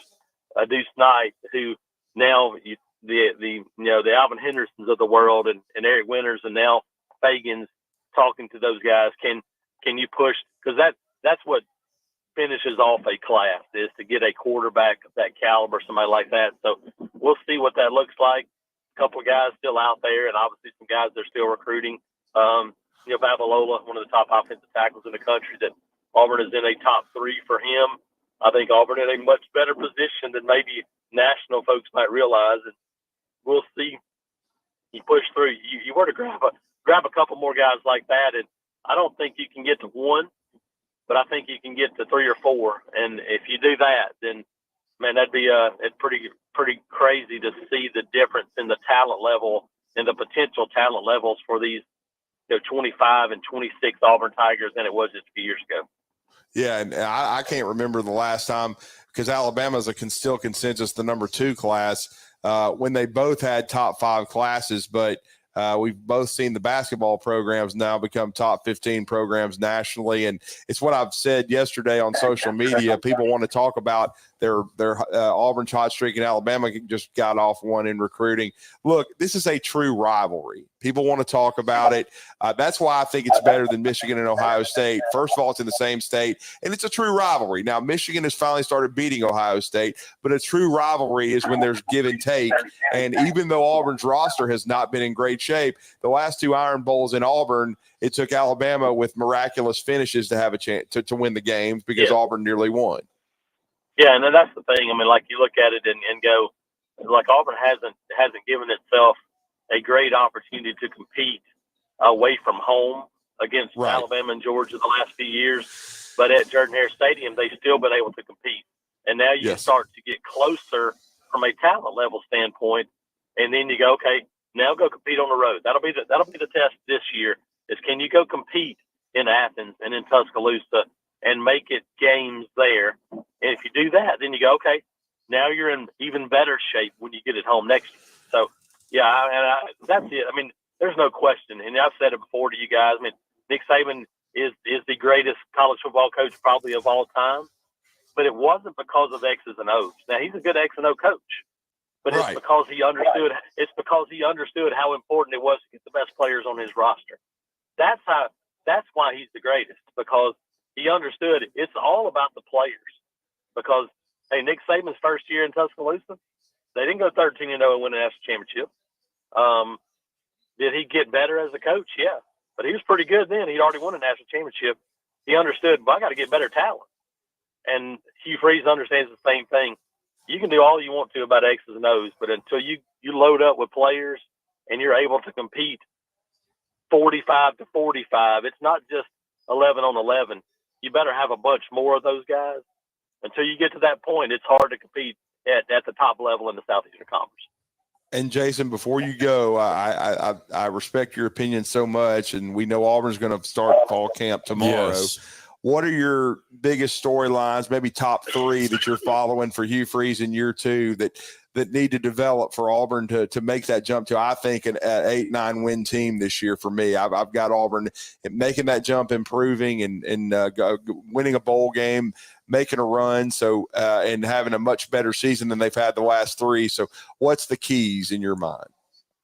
Yeah, people will say quarterback, and I think Peyton Thorne in year 2, because of the talent level around him, will be a much better quarterback. It's the same principle as coaching, whatever it is, because again, Mac Jones, solid quarterback, but Mac Jones was a great quarterback in college because he had great players around him. And I think the same things, Peyton Thorne, he's been an 11-game winner when he had a couple of NFL receivers and an NFL running back. He's done that at Michigan State. I think quarterback who's the second guy, because that guy becomes really important. Who can take over and push, because who knows when that guy's going to be called on. So I think that's an important part. I like the offensive line group they put together. Obviously, running back, tight end, wide receiver group. I feel like it's a much better group. Defensive front. That's probably my overwhelming one for this team. They got numbers and they got some athletic guys. Can they find the dog of the group? Can they find? Is it going to be Keldrick Falk? Is it one of the newcomers, the transfer guys? You got to find somebody that becomes a player that the other teams don't want to see on the field, and who can be that guy? Because to me, that's what it takes to go to the next level on the defense. And I think whether Alabama the last couple of years have been good on the defensive line, they've missed that guy, and I think that's been the thing that's kind of kept them from taking that next step. Can Auburn find that guy on defense? Because when you have that guy, then everything else becomes a little bit easier on that side of the ball. So for me, it's going to be defensive front and finding a guy that can become a difference maker. Yeah, well, you've told us repeatedly, got to have more explosiveness on offense, but they've revamped the receiver core. And again, Keldrick Falk might be that guy on the defensive line. They certainly brought him to SEC Media Days in Dallas. Well, Jason, great stuff as always, great intel, and let everybody know how to follow what you guys are doing over there at 24/7 Sports and Auburn Undercover. Yeah, you can check us out, like I said, on auburnundercover.com or the 24/7 network, and can follow me on Twitter at ITATJason and on Instagram on the ITAT Jason as well. I kind of just ramped that up last night doing a live video. So I'm on both of those spots, ITAT Jason, and look forward to what should be another busy few days as they kick off camp, and who knows what else happens in recruiting. Yeah, no doubt. Appreciate it, man. Thanks, Appreciate Jason. it. Thank you for joining us. Thanks, guys. I know big things are expected for Cam Coleman this year at Auburn. He'll be one of them. But this, and I was talking about this at SEC Media Days. Auburn has not had a 1,000-yard receiver since 1999. Well, you dropped that on Brett Norsworthy on his show. And they have not had, they've only had 2,000-yard receivers in their program history. Terry Beasley, who's one of the greats, maybe the great, maybe the GOAT. Yes. And late Terry Beasley. 99. So, I mean, big things are expected from Camp Coleman. And if he could somehow, while his tenure there at Auburn, get 1,000 yards, he would put himself in the history books. We even look back in the last first-round wide receivers, Terry Beasley, because Ronnie Daniels, after that freshman year. Yeah, 99. Rodney Daniels is he's the one that had the 1,000-yard receiving. He didn't do a whole lot after that. Yeah. All right. We got to get a break in. When we come back, he was 25 years old and a former baseball player. Remember? When we come back, even Jason Caldwell thinks Nick Saban is the greatest coach of all time. The guy's covered Auburn 25 years. Just said that he's probably the greatest of all time.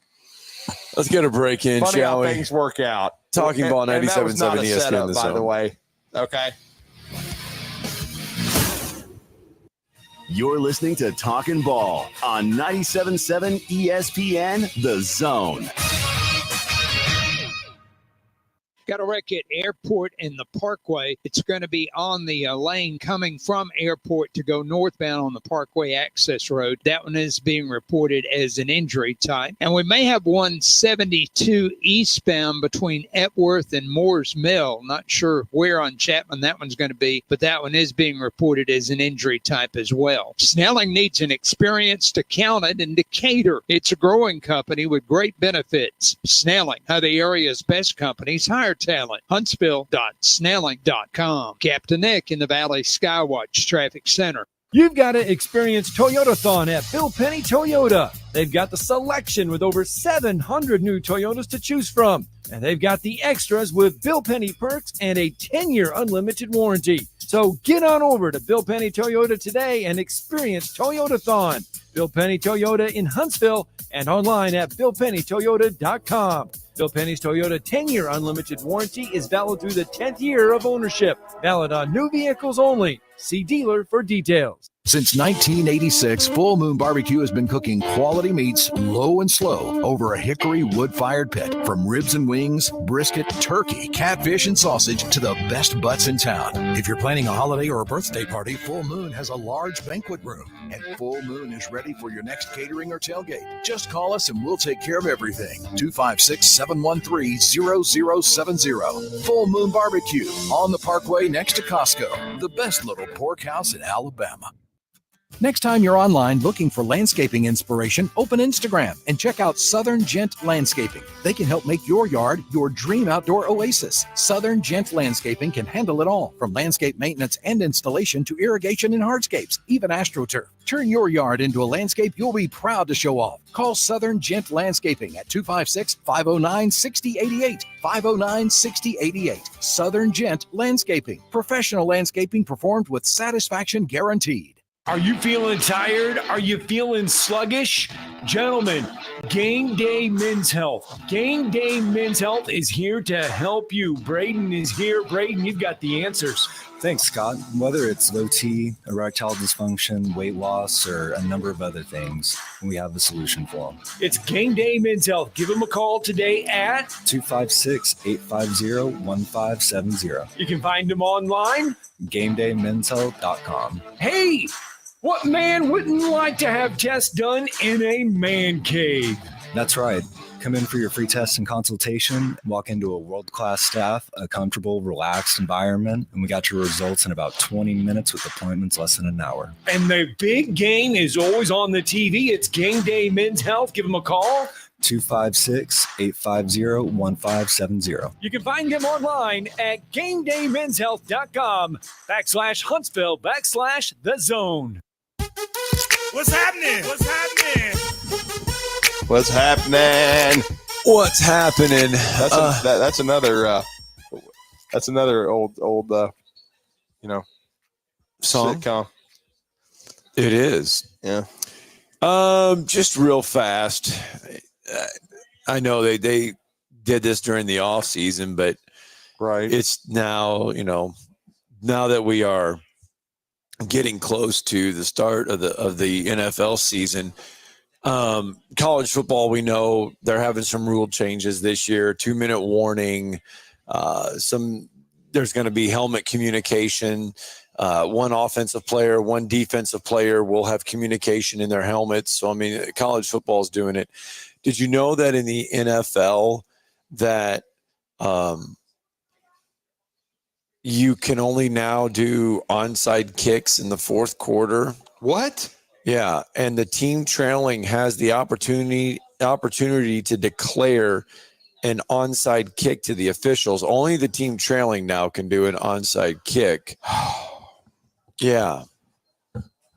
Yeah, did you know that? No, I didn't know that. You can only do it in the fourth quarter. So Nick Saban getting it done in the national championship game, huh? Yeah, you can't. That's Clemson the to get the NFL. momentum The back. college football, I don't know about college football. In the NFL, well, how does that make any sense? So Is what it about the player surprise safety or something? I guess. Well, that's kind of going overboard, if you ask me. I don't know why you changed. Are we sure that's not one of them fake tweets?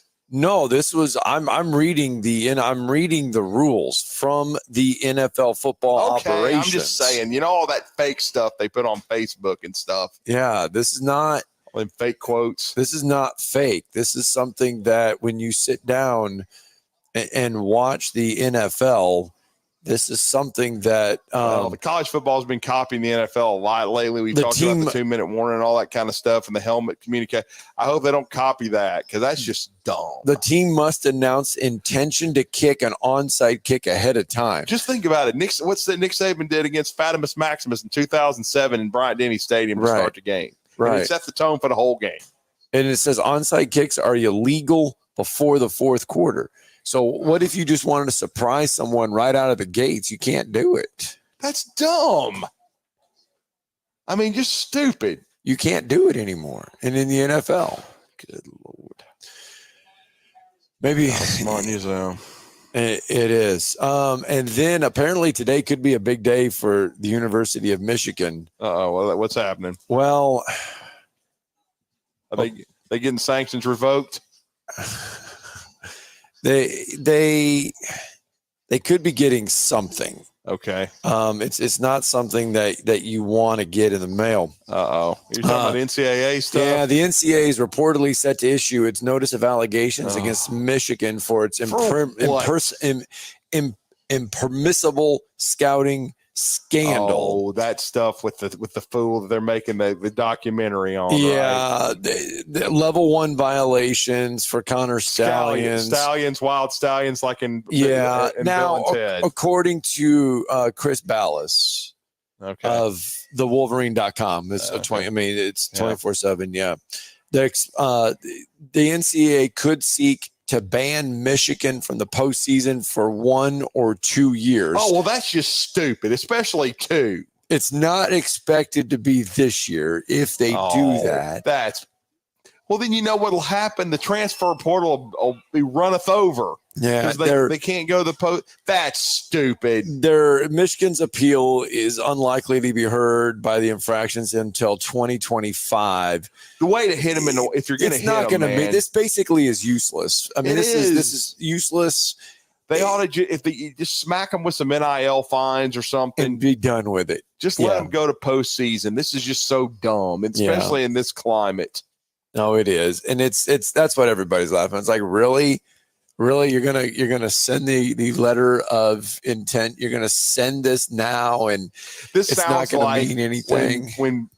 When Pete Carroll left SC, and they got smacked, and now Harbaugh's done the same thing because he led them to the promised land.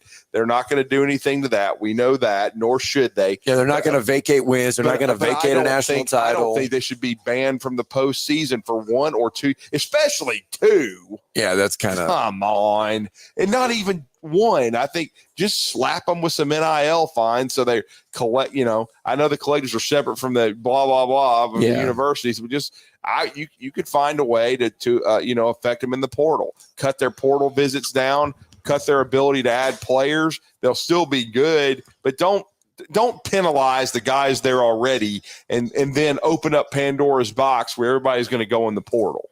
Okay. I mean, that's just dumb to me. I don't think they deserve that. And then, especially in this climate where there basically is no rules. So now all of a sudden, I mean, this sounds like Deflategate again. Oh, it does. John Rothstein putting this out there. This is basketball related. What did he say? The SEC, and he wrote the article. The SEC is discussing going from 18 to 20 league games for the 25-26 basketball season. I mean, how is that bad? I mean, it's a great league.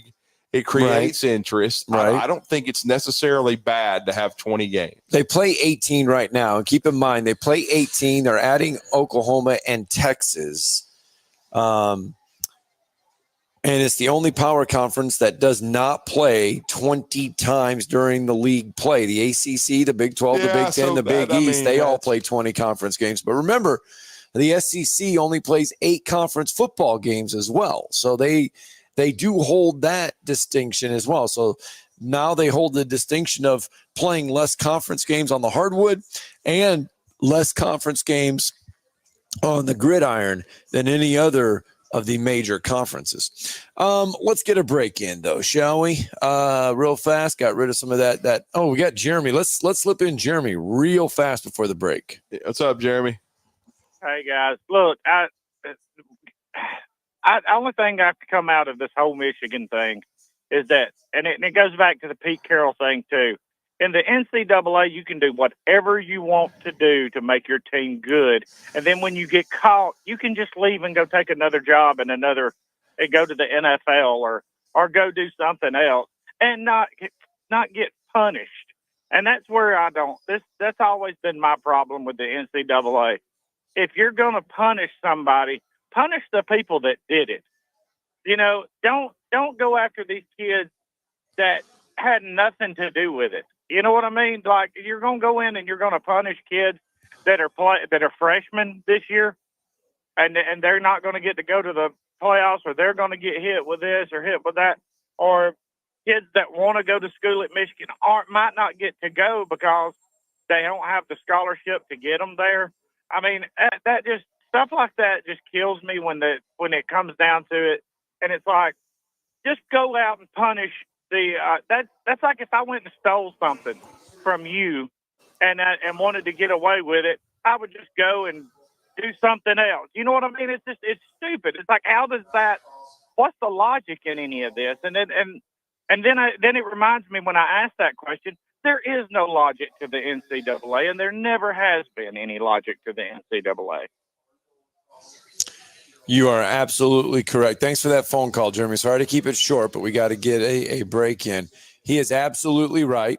There's a lot to unpack with what he said there, but let's get a break in, because when we come back, Tony Tsoukalas is going to join us, and we got to talk some Alabama fall camp. Yeah, we've got to. It's the eve of it. Yep. We haven't caught up with T in a while. He does a great job with Tide Illustrated, part of the Rivals Network, and he'll join us as managing editor next.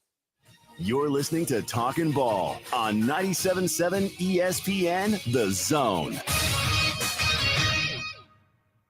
Apparently the problem on Chapman's a stalled vehicle, not a wreck. So hopefully HPD gets that cleared quickly. Got a wreck on the airport at the Parkway. It's on the ramp that takes you around a northbound access road. That one is being reported as an injury type. Everything else seems to be coming together pretty well this morning. You be careful on the rest of your trip in.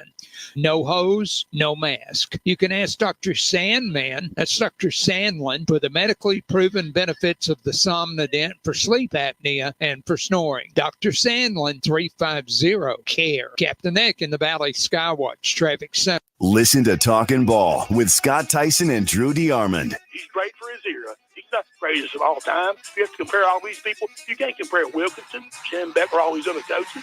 He's not the greatest of all time. I'm sorry. I mean, period. If he coached for Kentucky, he certainly would be. No, he wouldn't be the greatest. Yes, he would. Yes, he would, Jeff. If he coached for Kentucky, just like when you love the volleyball national championship that you rode for a year and a half. Oh, Lord. They've won 7 SEC titles in a row, 7 straight. They're going for 8 this year. The greatest Kentucky football coach in history is Coach Paul Bryant. He also happens to be, along with Nick Saban, the 2 greatest coaches in college football history.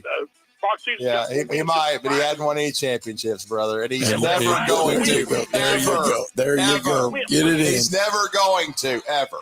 Every weekday morning, wake up with Scott and Drew. It's Talkin' Ball on 97.7 The Zone.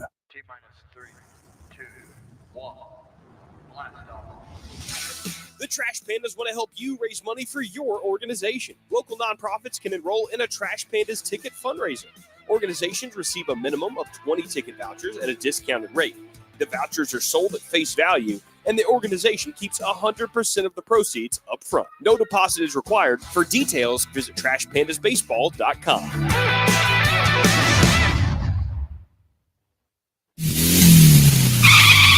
The Drive with Wes Neighbors and Steve Moulton. Listen weekday afternoons starting at 5 on 97.7 ESPN The Zone.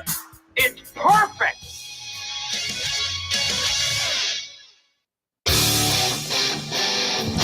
Welcome back. Talking Ball, 97.7 ESPN The Zone. Scott Tyson, Drew DeArmond. Welcome back into the show. We're live from Bill Penny Toyota here on a Tuesday morning.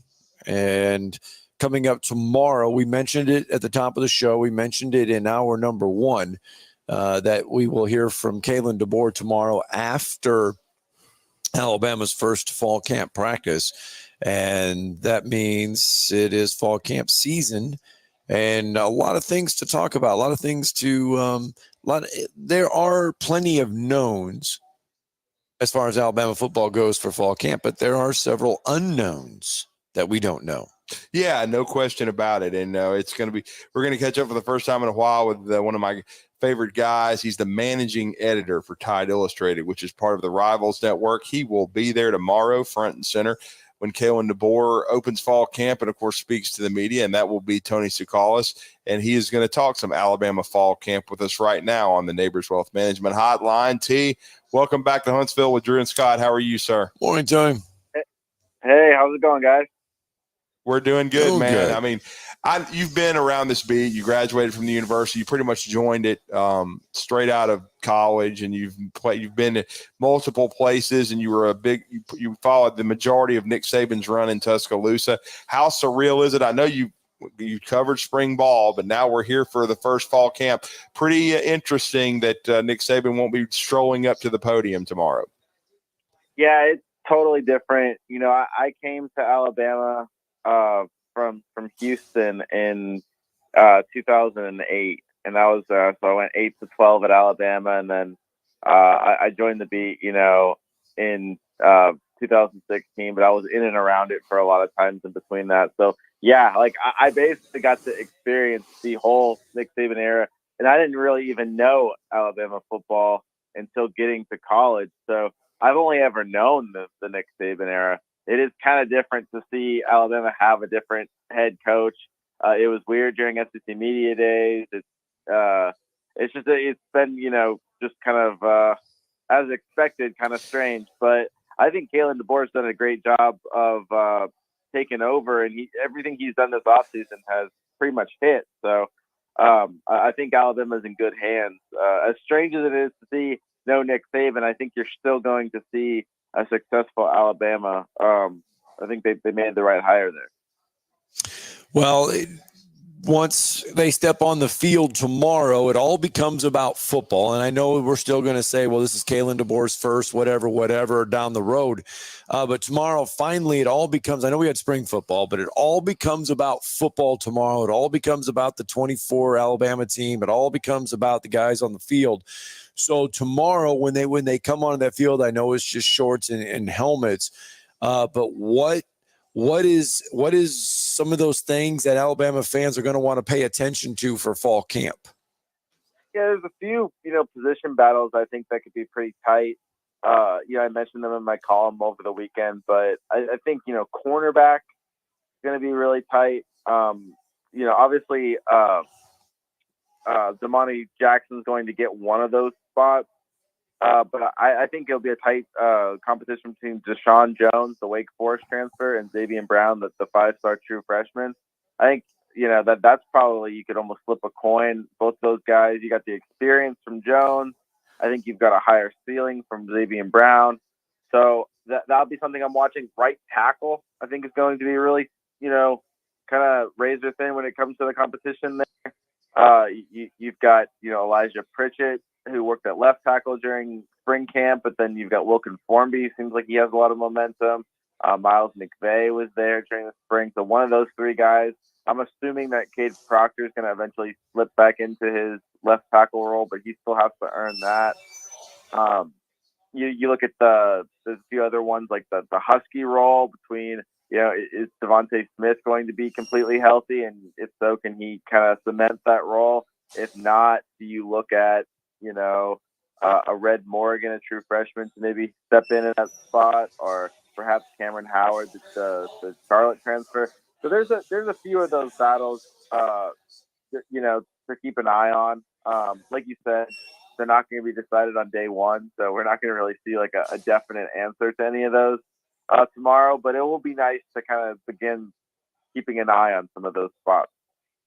Yeah, well, and I thought just talking to Kalen DeBoer on Radio Row in Dallas, it was a kind of a tidbit that he hadn't really talked about, but he told us on the record that he thought Pritchett, because Pritchett's had a couple issues off the field that we all are well aware of, but he said he thought he had a great spring and that he could he both right and left tackle, and that it was going to be a great battle between him and Wilkin Formby. That's the first time I've heard him really go on the record as praising Elijah Pritchett for his performance.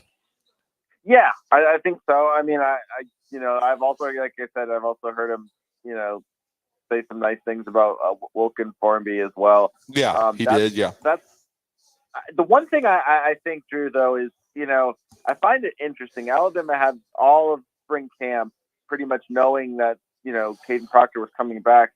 I would have almost, liked to see Elijah Pritchett take some of those right tackle reps, maybe rotate, those players in, because I know it's not that big of a deal, and I know that he'll be able to move over to the right side if called on.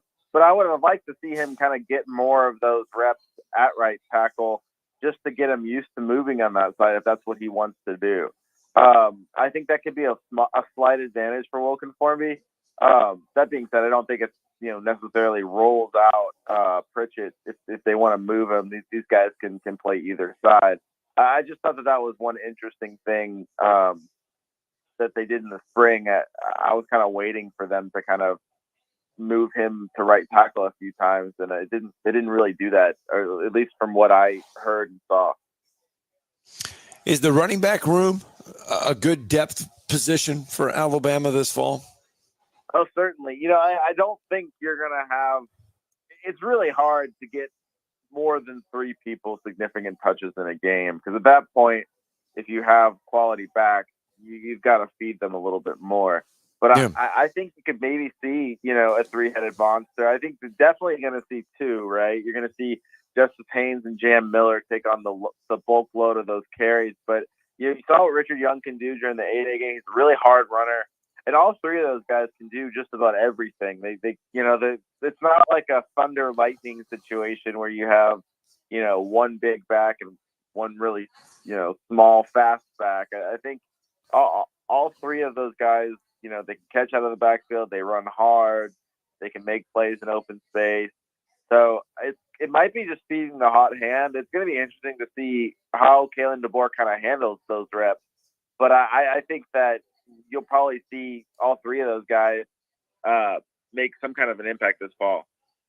Well, and I'm excited to see the wide receiver jump, because we saw Bernard in the spring game. He obviously seemed like he was fitting in really well.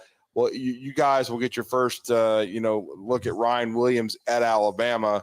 I've been hearing things about workouts already about what he's done. And then I'm very intrigued by Kendrick Law, because I know you guys were a part of that. You were there for some of the Tide on tour. They were bringing him in front of the media, which I thought was telling. And Coach DeBoer, we know what he said about him in Dallas, about the slingshot, the speed they've timed him at. He's someone to me that his production could take a jump. Yeah, and I think he's going to be the perfect guy at that X receiver position, Kendrick Law.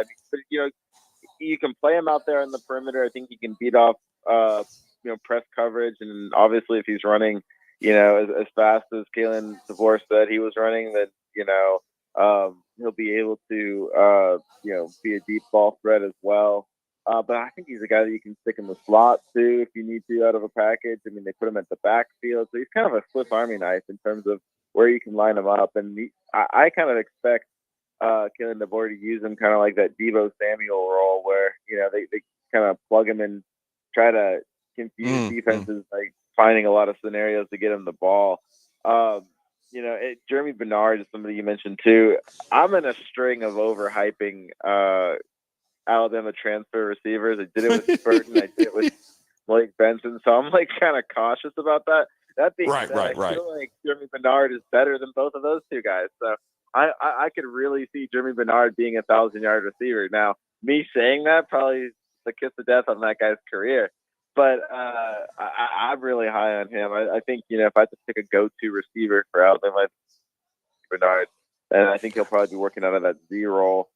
I like him. I think a lot of people forget about Kobe Prentice out of the slot.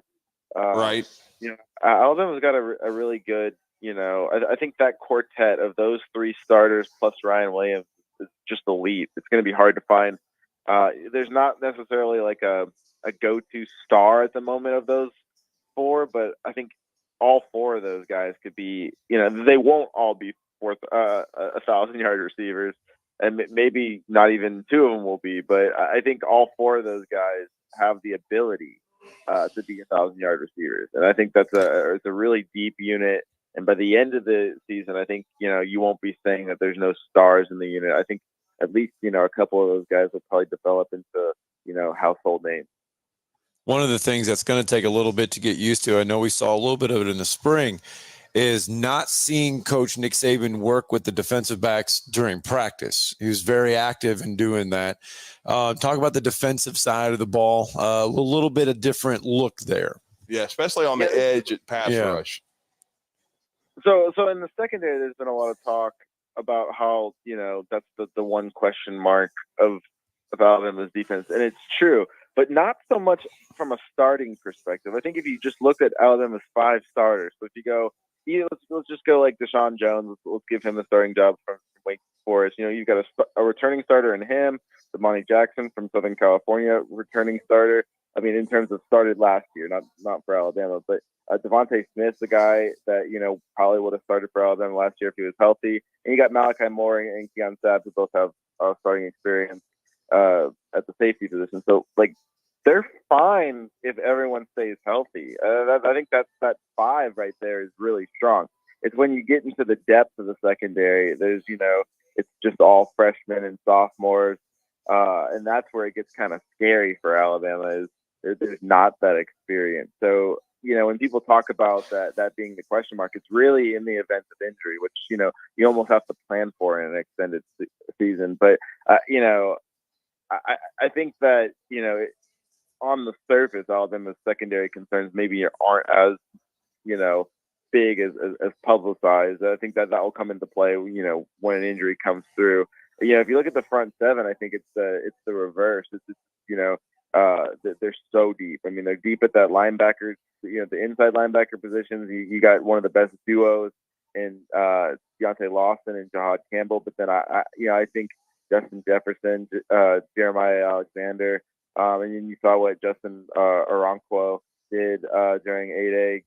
So I think you've got some depth at the inside position, the Wolf position. Basically, the way Kane Womack's defense is going to work, you're basically combining the Sam and Jack linebackers into the Wolf position. So you've got 2 position groups combined into one. So that's just going to give you so much depth there. You return Quindarius Robinson, but you also have Keenan Coate, Clay Russaw, Yanzi Pierre. So you've got depth there. Defensive line. I think getting Tim Smith back at the defensive tackle spot, him coming back for his COVID year, I think that's huge because you already had depth at that position. I think this is a make or break year. Obviously, it is last year, but Tim Smith's the guy that really hasn't lived up to his top 50 recruit. I think you could maybe see him finally break out this year.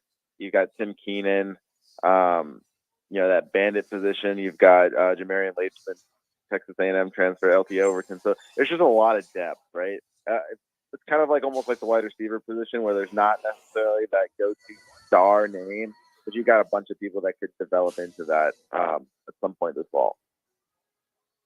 Yeah, no question about it. You brought up a great point about Devontae Smith. I think he gets forgotten about. I think he was going to play a much bigger role last year before getting hurt. He could be a key part of the secondary. But then, of course, the kicking game, Burnup is established. But I think that late get of Graham Nicholson could be huge because Will Reichert, I thought he was the best kicker of the Saban era and maybe the best I've ever seen at Alabama. He's off to the NFL with the Vikings. Having a really good place kicker in this beefed up SEC is going to be big. Yeah, I think it's just, you almost took Will Reichert for granted, and it's going to be.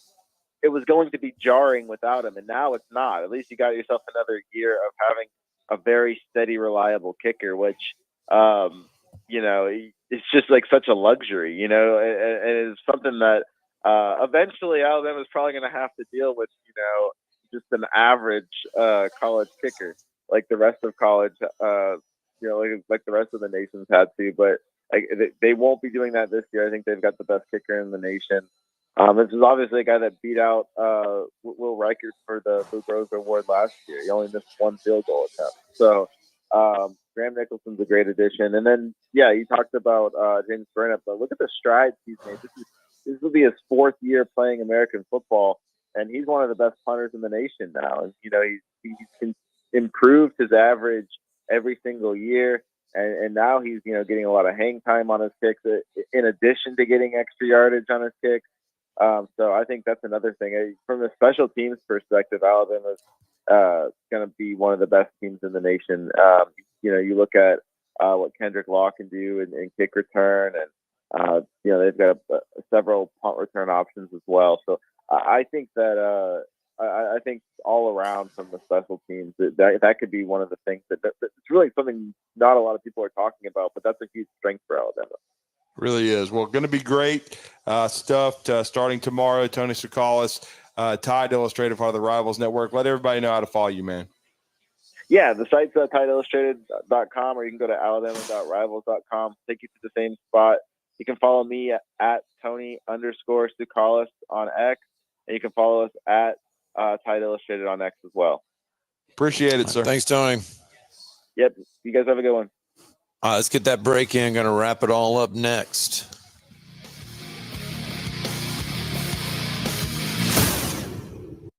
You're listening to Talkin' Ball on 97.7 ESPN, The Zone. They're now reporting the problem on Chapman as an accident, 72 westbound between Moores Mill and Epworth. Sounds like they've got at least one lane closed off there. And we had a wreck on the Parkway at Airport Road. It's actually coming from Airport to the Parkway northbound. That one reported as an injury type. Expert heart care backed by advanced technology. When you need cardiac care, you need the heart doctor. Dr. Randall Burns and the team at Huntsville Heart Specialists on Bob Wallace Avenue. Captain Nick in the Valley Skywatch Traffic Center. Specializing in simple and affordable rentals, McCurry Van and Car Rental can make sure you have just the right vehicle for your next family vacation, weekend getaway, or if you just need transportation while your vehicle is being repaired. McCurry carries Ford Transit vans and Mercedes Sprinter vans, trucks and work vans, and more. And they offer discounted rental rates for long-term rentals. Now with 4 locations: Athens, Muscle Shoals, Coleman, and Huntsville. Log on McCurryRentals.com to make your reservation now. That's McCurryRentals.com. When you call most roofing companies, all you'll hear is, you need a new roof. Not when you call Fleming. At Fleming Roofing and Restoration, we're focused on your needs, whether it's an easy repair or a full roof replacement. Folks around here have trusted Fleming since 1965 for all their residential and commercial roofing needs. And as the area's storm damage experts, Fleming knows all the ins and outs of the insurance claims process. Log on FlemingHSV.com to schedule your free estimate today. Fleming Roofing and Restoration. We show up.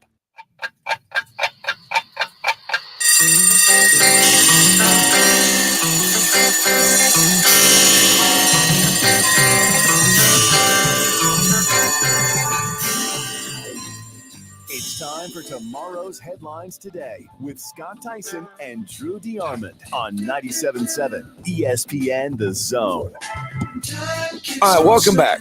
Talking Ball, 97.7 ESPN The Zone. Scott Tyson, Drew DeArmond. Welcome back. We're about ready to wrap up this whole 2-hour extravaganza this whole shindig that we put on, and it was going great.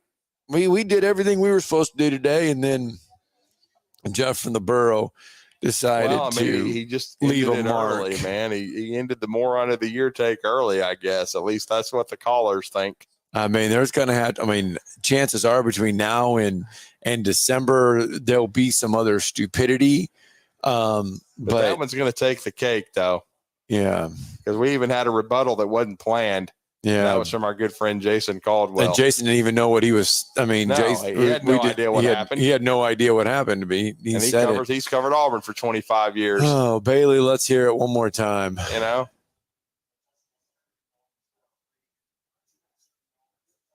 Oh, well.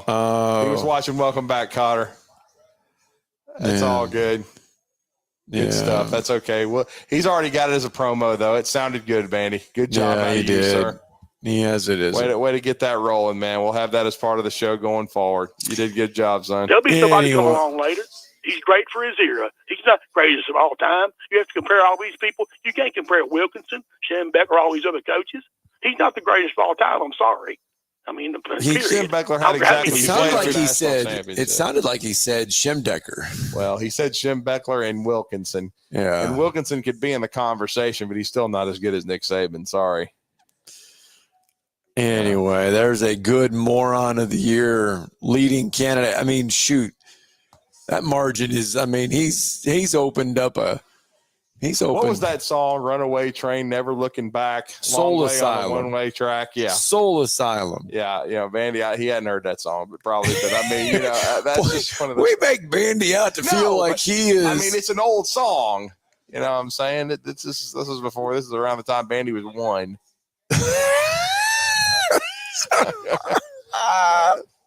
Bandy's a young Turk. Oh, I don't even know. Let's see here. I know exactly what you are referencing. Oh, yeah. I just happened to, when you said Runaway Train, that's the first thing that goes through your mind. This is what you are referencing. Yeah.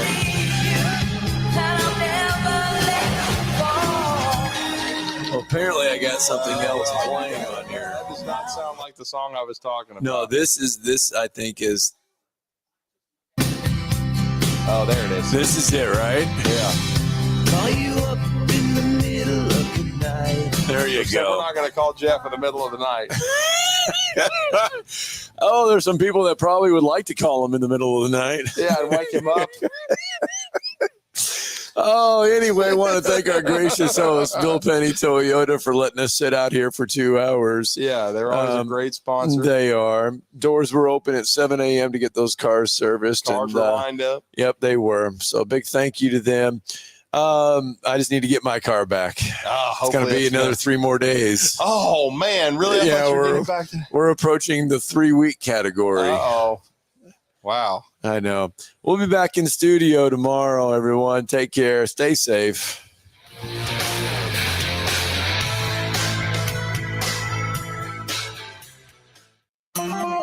This summer, make it a Woody Anderson Ford. Make it 0% financing, make it no down payment, and make no payments for 90 days. Hey, folks, Bobby White back again for Woody Anderson Ford. It's our Ford summer sales event, and